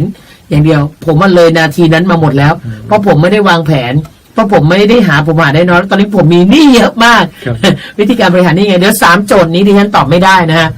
แต่คุณหนุ่มตอบได้พรุ่งนี้รายการห้องรับแขก Sweet FM จะให้หนุ่มแนะนำแล้วกันนะวางแผนการเงินนะวางแผนหาเงินรวมถึงวางแผนใช้หนี้ด้วยนะติดตามได้ในรายการห้องรับแขก Sweet FM วันนี้เรา2คนลาไปก่อนสวัสดีค่ะดื่มน้ำไม่ใช่วันสุดท้ายแล้วจ้ะคำถามพวกนี้ได้เนาะ3 ข้อนะโอเคสวัสดีค่ะท่านผู้ฟังค่ะยินดีต้อนรับเข้าสู่รายการห้องรับแขก Sweet FM ค่ะพบกันเป็นประจำค่ะเช้าๆนะคะท่านผู้ฟังแล้วก็แขกของเราตลอดทั้งสัปดาห์นี้เป็นนักธุรกิจหนุ่มรุ่นใหม่ไฟแรงอายุแค่37 ปีแต่ดำรงตำแหน่งเป็นกรรมการผู้จัดการใหญ่บริษัทเงินติดล้อจำกัดนะมีพนักงาน 4,000 กว่าคนสาขาทั่วประเทศประมาณ700 กว่าแห่งแล้วนะคะแล้วก็ที่สำคัญนะตอนนี้นั่งคุยอยู่กับเรานะฮะก็คือคุณหนุ่มปิยศักดิ์อุกฤษนุกกูลนะคะสวัสดีค่ะสวัสดีครับค่ะฟังเรื่องราวชีวิตของคุณหนุ่มตั้งแต่คุณพ่อคุณแม่ปั้นมานะฮะคุณพ่อคุณแม่ปั้นมาแล้วเราก็ปั้นตัวเราเองในเรื่องการเรียนรู้ต่างๆจนกระทั่งทุกวันนี้มาเป็นกรรมการผู้จัดการใหญ่บริษัทเงินติดล้อจำกัดพี่ก็อยากเป็นนะแต่พี่เป็นไม่ได้หรอกนะความสามารถไม่ถึงนะต้องบอกเลยนะความถนัดของแต่ละคนต่างไปแต่ว่าเราสนใจความรู้ที่คุณหนุ่มมีนะว่าน่าจะช่วยแนะนำอะไรดีๆให้กับแฟนรายการห้องรับแขก Sweet FM ได้เพราะว่าทำงานเกี่ยวกับเรื่องเงินทองทำงานเกี่ยวกับเรื่องคนที่มีความจำเป็นต้องใช้เงินในชีวิตเมื่อวานนี้หนุ่มบอกว่าคนเราเนี่ยมันจะต้องมีการวางแผนเรื่องการใช้เงินไม่มีใครสอนการวางแผนการใช้เงินแบบเป็นเรื่องเป็นราวนะเต็มที่ถ้าในหลักสูตรก็จะเรียนเรื่องสะสมเงินนะแต่ใช้เงินนี่เต็มที่แม่ก็บอกว่าประหยัดลูกอย่าฟุ่มเฟือยเขาวางแผนใช้เงินยังไงจริงๆผมว่าเรื่องแรกจริงๆถูกแล้วนะครับคือต้องเรียนเรื่องต้องฝึกวินัยในการออมนะครับจริงๆมันไม่ใช่สิ่งที่ไม่รู้แต่แค่ขาดวินัยนะครับคือทำไม่ได้รู้แต่ทำไม่ได้ครับผมคิดว่าอันนี้เป็นอันหนึ่งคือถ้าเกิดเราหาเงินได้นะครับสิ่งแรกที่เราต้องทำคือเราต้องเซตไว้ก่อนว่าเราออมได้เท่าไหร่นะครับแล้วเอาไปเก็บเลยนะเพราะว่า มันแน่นอนในชีวิตมันจะมีสิ่งที่เราคาดไม่ถึง มีเหตุการณ์ที่เรานึกไม่ถึงแล้วมันก็จะบังคับให้เราเอาเงินตรงนี้มาใช้นะครับคือมีเงินไว้สำหรับฉุกเฉินนะครับแต่ว่าในการใช้เงินคือผมว่ามันก็ไม่ได้ยากถ้าเกิดเราคิดว่าไอ้สิ่งที่เราจะใช้เงินเนี่ยมันเป็นเรื่องที่ถ้าเป็นภาษาอังกฤษถามว่า nice to have หรือว่า must have มันเป็น need หรือเป็น want นะครับเป็นสิ่งที่จำเป็นหรือว่าสิ่งที่แค่อยากนะครับคือก็กลับไปเหมือนเดิมกันกลับไปที่ตอนที่เราคุยกันเรื่องการบริหารธุรกิจหรือการตัดสินใจมันอยู่ที่ความรู้สึกหรือมันอยู่ที่ความคิดความคิดจริงนะครับคือผมว่าเบื้องต้นถ้าเราตัดสินใจได้แค่นี้ผมว่ามันก็ช่วยได้เยอะนะครับหลักๆผมว่า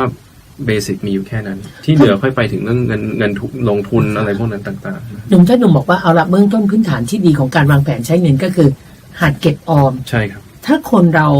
บางคนมีเงื่อนไขบอกว่าอย่าเพิ่งพูดถึงเงินเก็บออมได้ไหมเอาเงินจำเป็นที่ต้องใช้ได้เพราะรู้สึกมันจำเป็นไปหมดเลยถ้ากินต้องมีค่าเดินทางต้องมีส่งลูกต้องมีส่งกลับให้พ่อแม่ต้องมี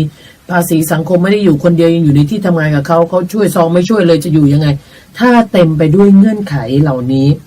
ไกด์หน่อยจะแนะนำหน่อยสิผมว่าหลายอย่างอย่างตัวอย่างที่ยกมาเกี่ยมันก็เป็นเงื่อนไขที่เราสร้างขึ้นมาเองนะครับอย่างภาษีสังคมอันนั้นก็เป็นสิ่งที่เราเลือกนะครับว่ามันเราคิดว่าภาษีมันเป็นสิ่งที่จริงๆมันคือเรื่องที่จำเป็นแต่ภาษีสังคมไม่ใช่เรื่องที่จำเป็น มันเป็นมันเป็นเรื่องที่เราบอกว่า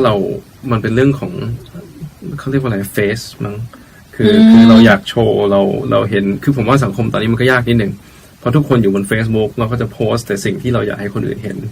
นะครับแล้วเราก็ไปเห็นสิ่งที่คนอื่นเขาอยากให้เราเห็นแล้วเราก็อยากจะโชว์บ้างนะครับคือแต่ถ้าเราต้านแรงกดดันพวกนี้ได้นะครับผมว่ามันก็จะสบายมันก็จะช่วยได้เยอะมากช่วยได้เยอะมากชีวิตเราจะเป็นของเราไม่ใช่ชีวิตเราเป็นของเพื่อนใช่ครับใช่ไหมใช่ครับในส่วนนี้ต้องถามหนุ่มนะคะว่าเอาละจะดูว่าภาษีสังคมมันจำเป็นแค่ไหนถ้าเราก้าวข้ามภาษีสังคมไม่นับแต่ว่าความจำเป็นของชีวิตล่ะหรือว่ามันควรจะมีกระบวนการยังไงไหมคือผมว่าเราต้องคิดถึง today คิดถึงวันนี้แล้วก็คิดถึงอนาคตนะครับอย่างที่คือถ้าเราต้องดูว่าวันนี้มินิมัมคือเท่าไหร่นอกนั้นมันก็จะแบ่งแล้วว่าเป็น2ก้อนหนึ่งคืออนาคตเท่าไหร่แล้วอีกก้อนหนึ่งคือไอ้ที่ extra วันนี้คือเท่าไหร่คือเราต้องแบ่งอันนั้นแต่เงินออมคืออนาคตเงินออมคืออนาคตถ้าคุณอยากมีอนาคตคุณก็ต้องมีเงินออมถ้าคุณไม่มีเงินออมไม่ต้องลุ้นเลยว่าคุณจะมีอนาคตที่ดีSMT meeting อย่างนั้นเหรอในส่วนของตัว SMT meeting ใช่ไหมเดี๋ยวคัดกันแป๊บนึงคืออะไรคะของตัวเองป่ะ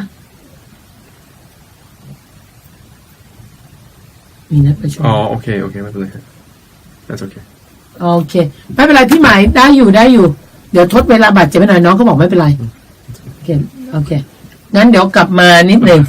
นะเดี๋ยวตรงนี้ค่อยตัดออกนะคะเอาละท่านผู้ฟังคะแสดงว่าในส่วนของคนที่มีเงินออมก็คือมีอนาคตแต่ถ้าคุณไม่มีเงินออมคุณก็ไม่มีอนาคตคือจะมีความเสี่ยงเยอะความเสี่ยงเยอะมากนะครับในสำหรับอนาคตเราจะไปพึ่งอะไรล่ะตอนที่เขาสูงอายุแล้วนะครับอันนี้เป็นสิ่งที่ต้องคิดถ้ามีคนรั้นสมมุตินะบอกว่าอย่าไปคิดถึงอนาคตเลยเอาวันนี้ให้รอดก่อนดีกว่าบางประเภทนะบอกเอาแค่วันนี้ให้รอดก่อนดีกว่าไหมควรคิดอย่างนี้ไหมคือจะบอกว่าคือถ้าเรากลับมานั่งคิดดูแล้วเราตัดไอ้สิ่งที่ไม่จำเป็นแล้วยังอยู่ในภาวะแบบนั้นมันก็คิดได้นะครับแต่ยังบอกว่าคือถ้าเราคิดจริงๆว่าอะไรมันจำเป็นผมว่ามันมีไม่เยอะหรอกนะครับที่จำเป็นนะครับคือก็เนี่ยมีฟู้ดมีอาหารมีเชลเตอร์มีปัจจัย4เอาอย่างนี้พื้นฐานถ้ามีแค่นั้นที่เหลือมันเป็นเอ็กซ์ตร้าหมดแล้วครับโอเคปัจจัย4ที่เหมือนเรากลับไปโรงเรียนใหม่แล้วยารักษาโรคอาหารที่อยู่อาศัยเครื่องนุ่งห่มใช่ไหมคะ iPhone iPad อันนั้นก็ไม่ได้จำเป็นเหมือนกันอันนั้นไม่มีไม่ตายใช่ไหมก็อาจจะไม่ต้อง iPhone ก็ได้กันก็ไปซื้อรุ่นที่เหมือนถูกหัวเว่ยอะไรงี้ก็โอเคก็ได้ครับนะครับคือคุณมีได้แต่คุณไม่ต้องเป็นดีที่สุดก็ได้ในสิ่งที่มันไม่ใช่ปัจจัย4ที่ขาดไม่ได้ครับอย่างเช่นแฟนไม่มีก็ได้นะไม่ตายนะคะนะแต่ว่าในกรณีนี้คือเรื่องของการวางแผนใช้เงินแต่ในขณะเดียวกัน เรื่องของการหาเงินสักนิดหนึ่ง ครับ นะหลายคนบอกว่าโอ้โหทำงานก็ตั้งนานทำไมบริษัทไม่สำเร็จเหมือนเงินติดล้อเนี่ยผมเปิดก่อนบริษัทคุณอีกนะ แต่ทำไมผมไม่ขนาดนี้ล่ะ ช่วงหน้าเดี๋ยวติดตามคำตอบจากคุณหนุ่มค่ะกลับเข้าสู่ห้องรับแขกสวิต FM พูดถึงเรื่องของการหาเงินการสร้างรายได้หน่อยสิอยากมีอะไรแนะนำหน่อยไหมคะคือผมว่ามันมีหลายมุมนะฮะที่มองได้ คือบางทีผมเห็นพนักงานที่เป็นมนุษย์เงินเดือน ก็อาจจะมีอาชีพเสริมนะฮะอาจจะไปขายตรง ขายตรงเปิดท้ายขายของ ขายของผ่าน Facebook หรือว่าขายของในตลาดนะตอนเย็นไปเปิดช็อปเล็กๆนะครับแต่ในมุมหนึ่งนะครับคือผมคิดอีกมุมหนึ่งคือผมไม่มีอาชีพเสริมอะไรพวกนั้นเลยแล้วผมก็เน้นทำไอ้สิ่งที่ผมทำอยู่ให้มันดีที่สุดตลอดเวลานะครับแล้ว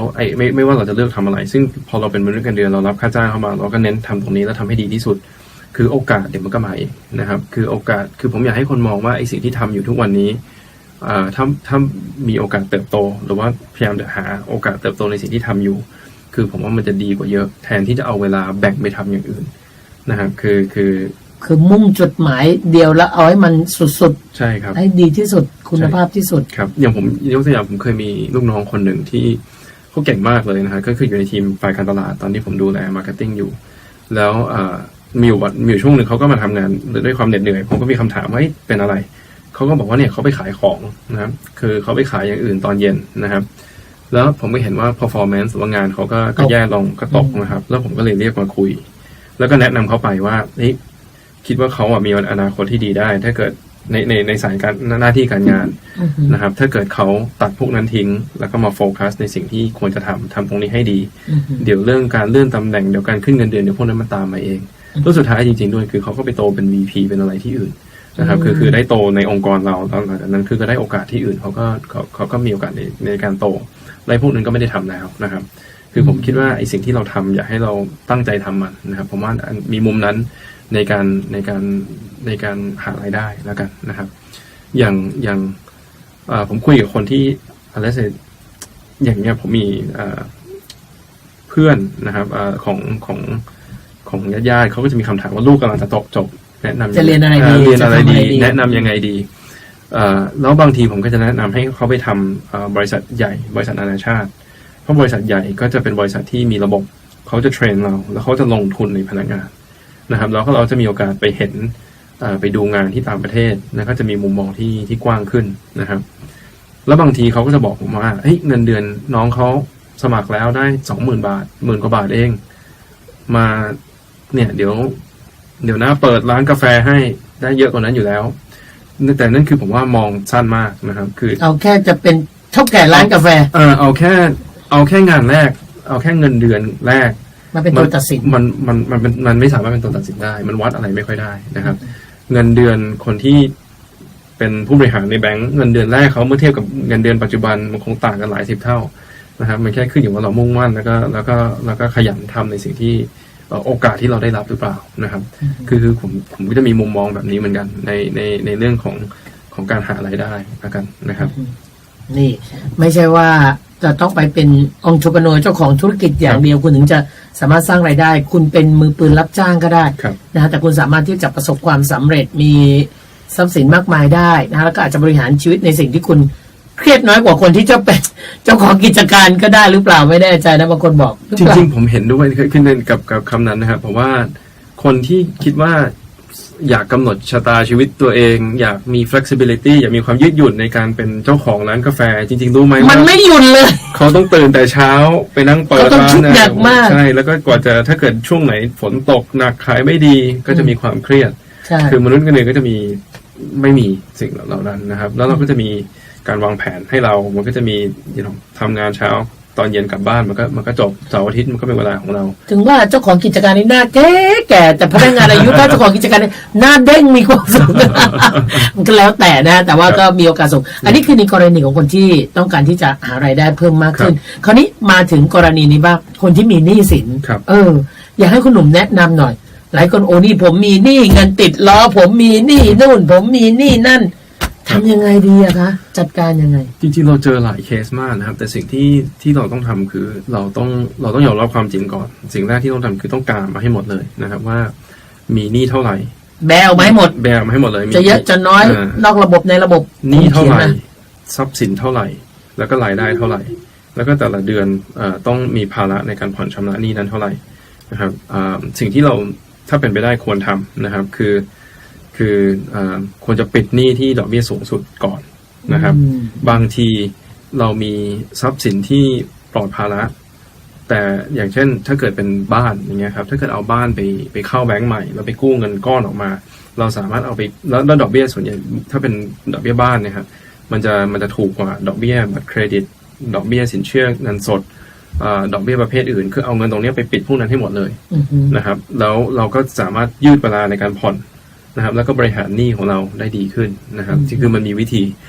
แต่บางครั้งเราบ้านยังไม่มีค่ะแต่มีหนี้อื่นเยอะอยู่บางทีก็ต้องกลับไปนั่งถามคำถามเดิมที่บอกว่าอะไรจำเป็นนะครับบางทีคนเราก่อหนี้แล้วก็ซื้อทรัพย์สินเกินตัวบางครั้งเราเหมือนที่บริษัทเราบางทีก็มีเหมือนกันมีพนักงานบางคนมีปัญหาส่วนตัวเขาก็มาปรึกษาเราเราก็ทำเป็นคลินิกย่อยๆนะครับคือผมก็ดูแล้วก็ผู้ใหญ่ที่บ้านที่บริษัทอีกคนหนึ่งก็ช่วยนี่เป็นหมอหนุ่มนะคะ แต่เราก็บางทีสุดท้ายคำแนะนำก็คือตัดใจขายทิ้งเถอะขายรถคันนี้เถอะคือมีไว้ทำไมรถ2 คันคือบางทีคือก็บางทีมันสะดวกกว่าด้วยเหตุผลอะไรก็แล้วแต่มันไม่ได้จำเป็นนะบางทีพวกนี้มันจะแบ่งเบาภาระของเราได้นะครับและชีวิตมันจะง่ายขึ้นเยอะคือแต่มันก็ต้องแบกมาให้หมดแล้วก็ต้องนั่งดูว่าเรามีกำลังขนาดไหนนะครับคือบางทีบริหารจัดการเรื่องนี้มันหลักการมันก็มีอยู่แค่นี้แหละเบื่อเรื่องบัตรเครดิตจังเลยหักบัตรเครดิตจริงได้ไหม ขออนุญาตนะคุณผู้ฟังเคยมีเพื่อนนะมีหนี้บัตรเครดิตยืมเงินเราไปโปะสักพักหนึ่งไม่อีกแล้วครับบัตรเครดิตเราก็นึกว่าหักบัตรทิ้งมาแล้วนะเขาบอกหักแล้วแต่ทำใหม่ อันนี้นี่กรณีพวกนี้นี่คือเขาบอกก็จำเป็นไงฉุกเฉินต้องมีไว้เหมือนกันครับคือผมว่าฉุกเฉินนะถ้าเรากู้จากแหล่งที่ดอกเบี้ยสูงผมว่าโอเคเพราะมันฉุกเฉินแล้วมันเร็วแล้วมันได้นะครับแต่ที่บอกสิ่งที่เราควรจะไปทำต่อคือไปสแกนทรัพย์สินอื่นที่มีหรือว่าวิธีแหล่งอื่นที่เรากู้ที่มันถูกกว่านั้นแล้วเอาหนี้ที่ถูกเนี่ยไปปิดหนี้ที่มาโปะแล้วปิดหนี้ที่แพงไล่หนี้ที่แพงนะถ้าเป็นบัตรเครดิตก็ควรจะตัดมันทิ้งซะเลยอย่าไปใช้คือเอาไว้นี่บัตรเครดิตนี้ไม่ควรเลยใช่ไหมคือมากคือผมว่าบัตรเครดิตถ้าเกิดเราซื้อแล้วก็จ่ายเต็มจำนวนทุกเดือนอันนี้โอเคอันนี้ดีพี่ชมพี่นะฮะอันนี้โอเคอันนี้ดีแต่ถ้าเกิดเรามีหนี้ที่มันค้างอันนี้ดอกเบี้ยมันก็จะสูงเหมือนกันเราก็จะจ่ายแค่ขั้นต่ำแล้วมันก็จะเป็นหนี้ที่พอโตไปเรื่อยๆก็เป็นเครื่องมือที่อันตรายถ้าเราไม่มีวินัยงั้นติดแล้วจะทำบัตรเครดิตไหมคะในอนาคตไม่มีแพลนที่จะทำบัตรเครดิตคือบัตรเครดิตส่วนใหญ่คนก็จะใช้เพื่อ consumption พวกบริโภคซึ่งลูกค้าเราไม่ได้ใช้สินเชื่อด้วยวัตถุประสงค์นี้อยู่แล้วนะครับค่ะนี่คือแนวคิดในเรื่องของการบริหารเงินไม่ว่าจะเป็นออมเงินก็ดีหารายได้เพิ่มนะหรือแม้แต่การใช้หนี้นะฮะเราไม่มีความรู้เราก็ต้องขอความรู้จากคนที่เขารู้นะนี่เราหรือว่าประมาณสัก 2-3 นาทีเนี่ยถามคุณหนุ่มนะคะว่าจะทำงานเงินติดลบไปอีกนานแค่ไหนเรามีเป้าหมายอื่นเพิ่มไหมจะไปอยู่อเมริกาไหมหรืออยากต่อยอดแตกลายอะไรไหมจริงๆเคยมีคนถามว่ามาถึงจุดนี้แล้วจริงๆผมอยู่ตำแหน่งนี้ตั้งแต่อายุ32แล้วมีคนก็ถามว่าเราจะทำตรงนี้อีกนานไหมผู้ถือหุ้นก็ถาม คือแล้วบางคนก็บอกว่า next step ควรจะเป็นองค์กรที่ใหญ่องค์กรที่แบบนานาชาติหรือ whatever ที่มันใหญ่กว่านี้จริงๆผมมีมุมมองว่าสิ่งที่เราทำอยู่มันโตได้มากกว่านี้อีกเยอะนะครับเราเห็นโอกาสในประเทศไทยแล้วเราคิดว่ามีคนไทยอีกเยอะมากที่ติดหนี้นอกระบบนะครับสิ่งที่เราอยากทำคือช่วยแบ่งเบาภาระตรงนั้นนะครับแล้วคงยังไม่มีแผนนะครับเอาเป็นว่ายังไม่มีแผนที่จะไปทำอะไรอย่างอื่นนะครับคิดว่าตรงนี้ยังมีเรื่องที่เราช่วยคนได้อีกเยอะหนึ่งเรามาจากพื้นฐานในการปล่อยสินเชื่อตอนนี้เรากำลังให้ความรู้คนแล้วก็ให้คนเข้าถึงผลิตภัณฑ์ที่เป็นประกันก็จะเป็นผลิตภัณฑ์ที่ลดความเสี่ยงของลูกค้าได้ลดความเสี่ยงทางการเงินนะครับเพราะถ้าเกิดลูกค้ามีหนี้ซื้อรถแต่รถไปชนแล้วไม่มีประกันสิ่งที่เกิดขึ้นก็คือไอ้เงินที่มีอยู่ก็หรือว่าต้องไปกู้เงินจากหนี้นอกมาซ่อมรถเพื่อจะเอารถไปประกอบอาชีพแล้วมันก็จะกลายเป็นว่าติดหนี้ที่ไม่ดีอีกนะครับคือฉะนั้นเราก็พยายามจะ educate แล้วให้คนเนี่ยเข้าถึงผลิตภัณฑ์อื่นๆที่เราคิดว่าช่วยเขาบริหารการเงินของเขาได้มากขึ้น อือฮึถ้าฟังอย่างที่คุณหนุ่มพูดนะฮะตั้งแต่วันจันทร์จนถึงวันศุกร์ไม่แปลกใจว่าทำไมบริษัทเงินติดล้อจำกัดถึงแข็งแรงแล้วก็ใหญ่โตขึ้นเรื่อยๆนะไม่ว่าจะเป็นด้วยแนวคิดนะในการทำองค์กรหรือแม้แต่การสื่อสารออกมานะฮะดิฉันไม่ได้เป็นลูกค้าเดี๋ยวจะไปเป็นลูกค้าแล้วนะ แต่เราคิดว่าจะเอารถด้วยเหตุผลอะไร คือเราไม่ได้หมายความให้คุณอยากมาเป็นลูกค้าเงินติดล้อเยอะๆนะฮะแต่ว่าถ้าคุณจำเป็นเมื่อไหร่เราก็พร้อมจะช่วยเหลือถ้าคุณไม่ได้มีความจำเป็นอะไร คุณจะเอาเงินมาเข้าเงินติดล้อเพื่อเอาเงินไปเที่ยวเมืองนอกสักครั้งหนึ่งในชีวิตก็อาจจะบอกว่าอย่าเพิ่งทำได้ไหม ให้คุณมีเงินดีๆสำหรับไปเที่ยวเมืองนอกโดยไม่ต้องเอารถมาจำนำเอารถมาเข้าเงินติดล้อจะดีกว่าครับจริงๆถ้าเข้าแบงค์ได้ก็จะแนะนำให้เข้าแบงค์เพราะแบงค์ก็จะเป็นที่ที่ดอกเบี้ยจะถูกกว่าเราวงเงินสูงกว่าแค่ส่วนใหญ่ลูกค้าของเราจะหลุดเงื่อนไขของธนาคารแต่เรายินดีให้ลูกค้าที่โตจากเรานะครับสร้างประวัติที่ดีแล้วก็ไปที่แบงค์ได้นะครับเราไม่ได้เป็นสาขาของแบงค์นะ แต่เราก็มีสไตล์ของเราวันนี้ขอบคุณคุณหนุ่มมากๆที่มาแบ่งปันเรื่องราวเนี่ยคิดดีๆขอบคุณมากค่ะขอบคุณครับค่ะกลับมาพบกันใหม่นะทุกวันจันทร์ถึงวันศุกร์ 7:30 นถึง 8:00 นทาง FM 89.5 MHz Sweet FM ค่ะวันนี้เราสองคนลาไปก่อนสวัสดีค่ะโอเคเป็นไงบ้างเหนื่อยไหมฮะ It's okay thank you ครับนะเคยสัมภาษณ์นานขนาดนี้ไหมไม่เคยนะฮะแต่เราก็คุยกันแบบเพลินๆนะเนาะขอบคุณครับแล้วเดี๋ยวพี่ปุ๊กจะแจ้งนะเดี๋ยวขอตัวเองเซ็นความรู้สึกให้นิดนึงนะคะเวลาแขกมาเยี่ยมรายการเราก็จะให้เซ็นความรู้สึกหน่อยว่าท่านรู้สึกอย่างไรบ้างนะคะในการพูดคุยครั้งนี้ว่ายาวนานเหลือเกินอะไรเงี้ยนะประมาณ1 ชั่วโมง 40 นาทีสต็อปได้เลย